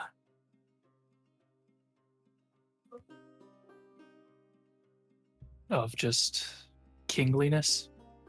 No, like there's more that you could be doing. Not that like you're not doing enough, because obviously you did a lot when you were like teaching at our school, but or my former school. I don't know. I feel like there's just more to you that could come out. And I guess you could say like kings just have like a power to them, and maybe some of them misuse it. And I'm sure maybe some used it well. And I feel like you've got that in you. You could be a really good leader, I think. I mean, if you bucked up a little bit, but you know what I will say, it's probably also good that you're the way you kind of are, because it makes you not forget the little people when you still consider yourself one of the little people. I appreciate the kind words, Miss Massaquoi. I also appreciate the kind actions you've done for me in the past. Just kind of give her a wink. Like, what? Do you remember Eli LaCroix, I believe his name was? Yeah, I remember him. I broke his arm. You got suspended for it as well. I did get suspended for it, and I would get suspended for it 3 times over. But how do you know about that? When the cause of suspension involves me in some way, I get a copy of the suspension report, Ms. Massaquoi. Oh. Mm-hmm. So you know about what he was saying then? I do. And I greatly appreciate what you did for me. But keep in mind, I went to high school as well. Oh my God. I was a teenager once, albeit that might be hard to believe based on the everything about me. But I heard everything that could be heard about myself, about my appearance, about my handicaps. And they don't hurt me anymore. I am quite happy with how I am. And I've learned to work with it, so. What you did, it's very kind. But just know that I was never in any danger. Yeah, but if some snot-nosed kid is calling you Cyclops when you're here trying to help us, I'm gonna break his arm. I told him to shut up, and then he said it again, so I broke his arm. But I know, I'm much older now, it's been a while, and I know maybe I could have... If you need to follow through with your, well, I hesitate to use the word threats, but you need to follow through with your promises. Okay. Didn't expect that, but okay, cool. Well, it's I about will discipline. follow through with my threat. It is about discipline. Thank you, Mr. B. You can't have people walking around talking shit about you. Sorry, excuse me. Talking. You could say it if you want. I'm just not going to. Right, you can't have people walking around talking shit about you. You're a good guy. We've had worse teachers who could give shit about us. So we got someone coming in making us fight with rubber rulers or whatsoever. I mean, I didn't really partake in that. But, I mean, it was cool. And I actually learned as much as I've forgotten it by now because of substances. But,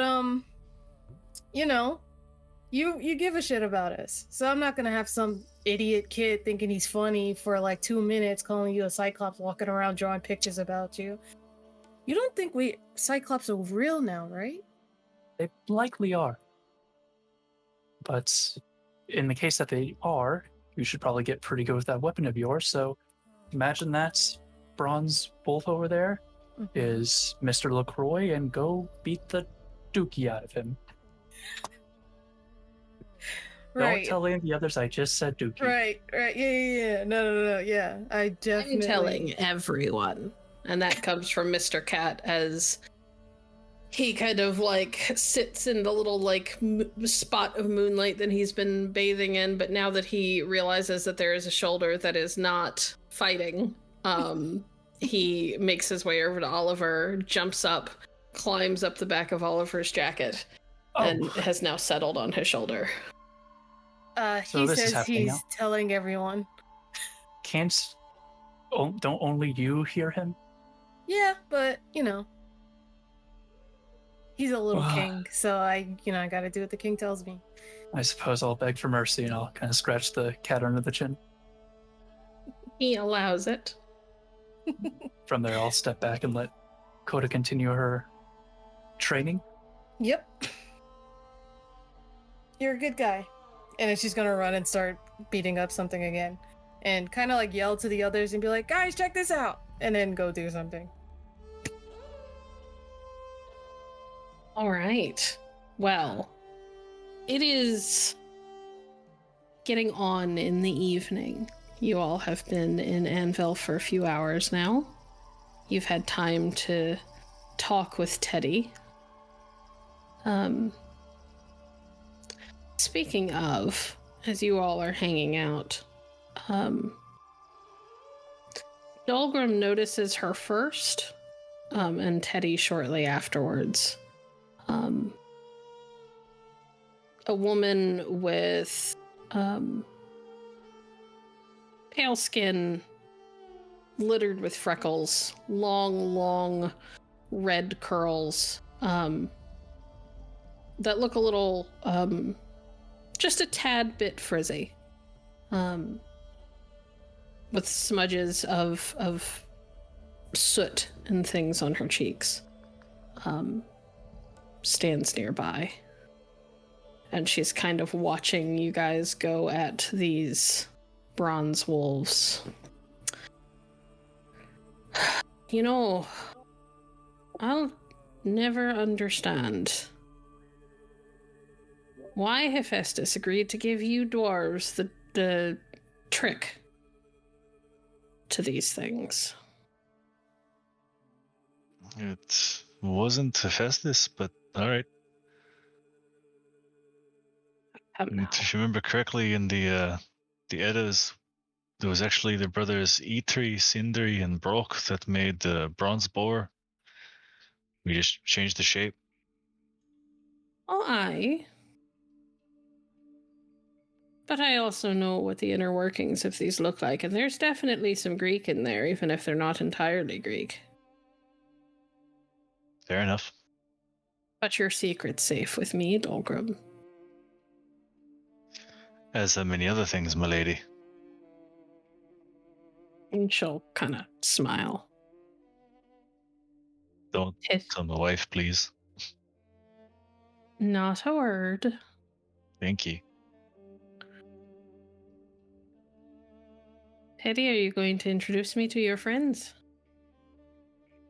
Well, you know, you're a god. I don't really think you need an introduction. No, but it would be the polite thing to do.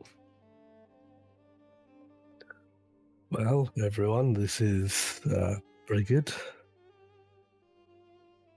goddess of something, the Forge, and I guess my mother. And this is Kris Strom, Coda Massaquoi, Sarah Baxter, and Oliver Bryce. All the children of other gods. Evening, all. Sarah will give a polite nod and say, "Good to meet you, ma'am." Hey there, Yes. how you doing? Likewise, very nice to meet you. Hey. I thought I'd stop by and say thank you personally. I know how hard you fought for him. I just wish we could have done more.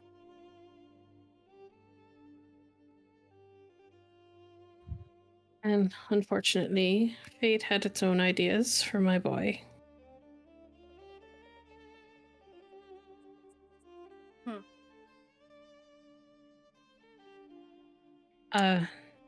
Dolgrom, the latest delivery has been made. I believe there's a handful of Aishi who would very much appreciate a place to stay for the night before they get back. Alright, I'll show them to the Tuata house. I should enjoy it enough at least. Thank you. You four, did you want to stay in the houses dedicated to your pantheons, or would you rather find rooms together? Well, I mean, will anything special or different happen if I stay in a house that has hieroglyphics on it? No. Cool. You Okay, might run into someone from your pantheon there, but that's about it. No, I'm staying with the group. I can meet other people in my pantheon in the years that hopefully I have left. According to the... where you're concerned. I'll look around. beige and confused always sticks together. Agreed. Oh, that's good. I'm not sure that Bastet would approve of Coda running into Sobek so soon anyway. That would be horrible, yes. If you don't like, you can either stay down in the backs down below where there's good beds, clean sheets. Otherwise, we could find a townhouse around here somewhere. If you go down below, you're going to be near the forges. It'll be awful hot. Just warning for those of you with a more genteel disposition. And she'll kind of glance towards Oliver. I had a feeling you were referring to me. Yes. A townhouse sounds quite nice. Probably be quieter for you all too. We don't really pause the work here for obvious reasons. Aye, can't go out in the daylight, but that doesn't mean they can't work during it.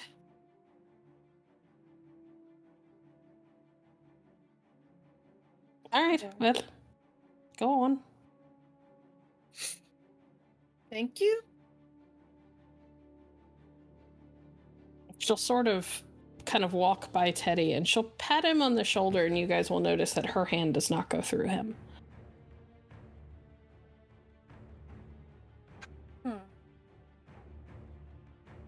So, ma'am, just making sure, there's definitely no way for us to... I mean, I know there's a way, but there's no way in your pantheon to bring him back? I asked my father. He said it's doable, but we don't really have time to right now. Says who? The Fates? Says Ogma, the very intelligent god, who calculated our entire... Says the enemy timeline. that'll send their wolves to eat you whole if we don't figure out how to stop them. Okay. Right. Big war thing going on. Okay.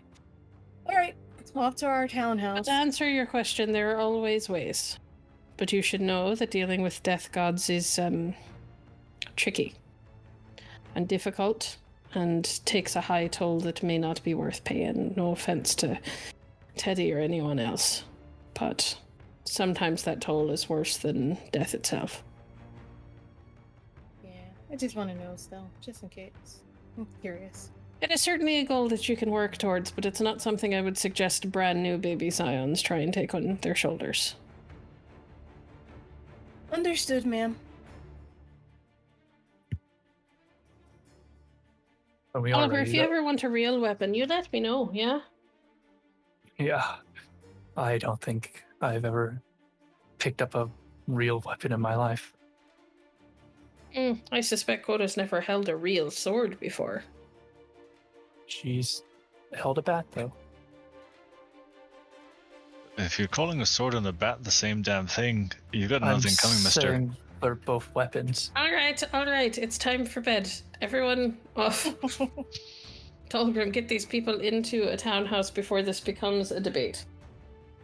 I wasn't trying to start a debate. I was just saying that I meant them as both being weapons. Aye, but craftsmen are horrible pedants. Myself included. My apologies for any offense, then. Alright. Come on. And he will actually then lead you guys to a very lovely brick and mortar townhouse with a lovely column set with a front scaled out porch. For Oliver and Kris, you'll actually be able to read like on the writing on the various columns there being its protection and good sleep and happiness, home on the runes and the eddas. Okay. Now, if you need anything to drink, there's actually a tunnel system underneath.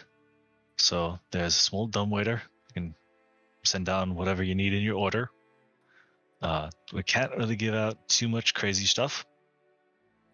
But if you want like a good dram of weed or whiskey, mead or whiskey, not weed or whiskey, whiskey, God. I'm gonna need a drink after all this. Oh, his eyes widened. I assume you were just being genuine when you said that you could deliver weed. Well, we can do that as well. It's not going to be probably the stuff that you get in Baltimore, though. It doesn't do anything anyways. Doesn't matter. Pop-Tarts. I mean, toaster strudels. So it's fine. We can also deliver better than what you have in the car as well if you want some good food. Does the house have an oven? Or toaster Yes. or anything? Yes. Look, Coda, please just use that for your toaster strudels. I beg you. You're not going to. Never mind.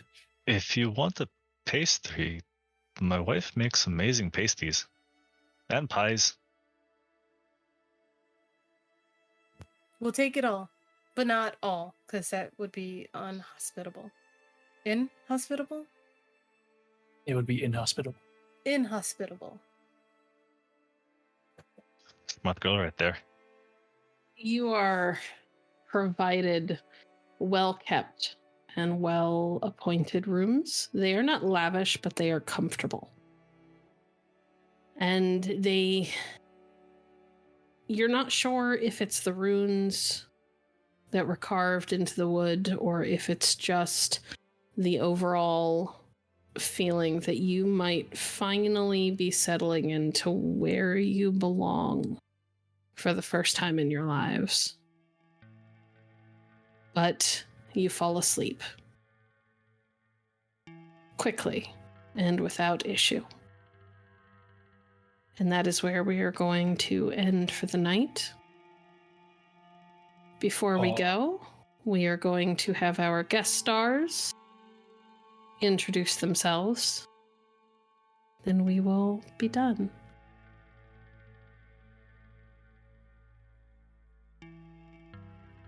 I guess I'll start this off then. I'm Alereg, and I'm playing the role of Dolgrom Reginson, the mayor of Anvil.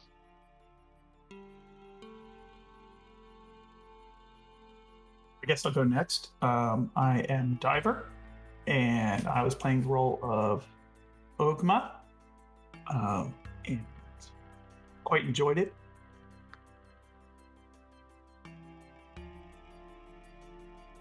And I'm Swifty, and I'm playing the ghost of Teddy Abernathy, everyone's favorite dead bastard. Thank you for joining us. We hope you all had as wonderful a time listening as we did playing.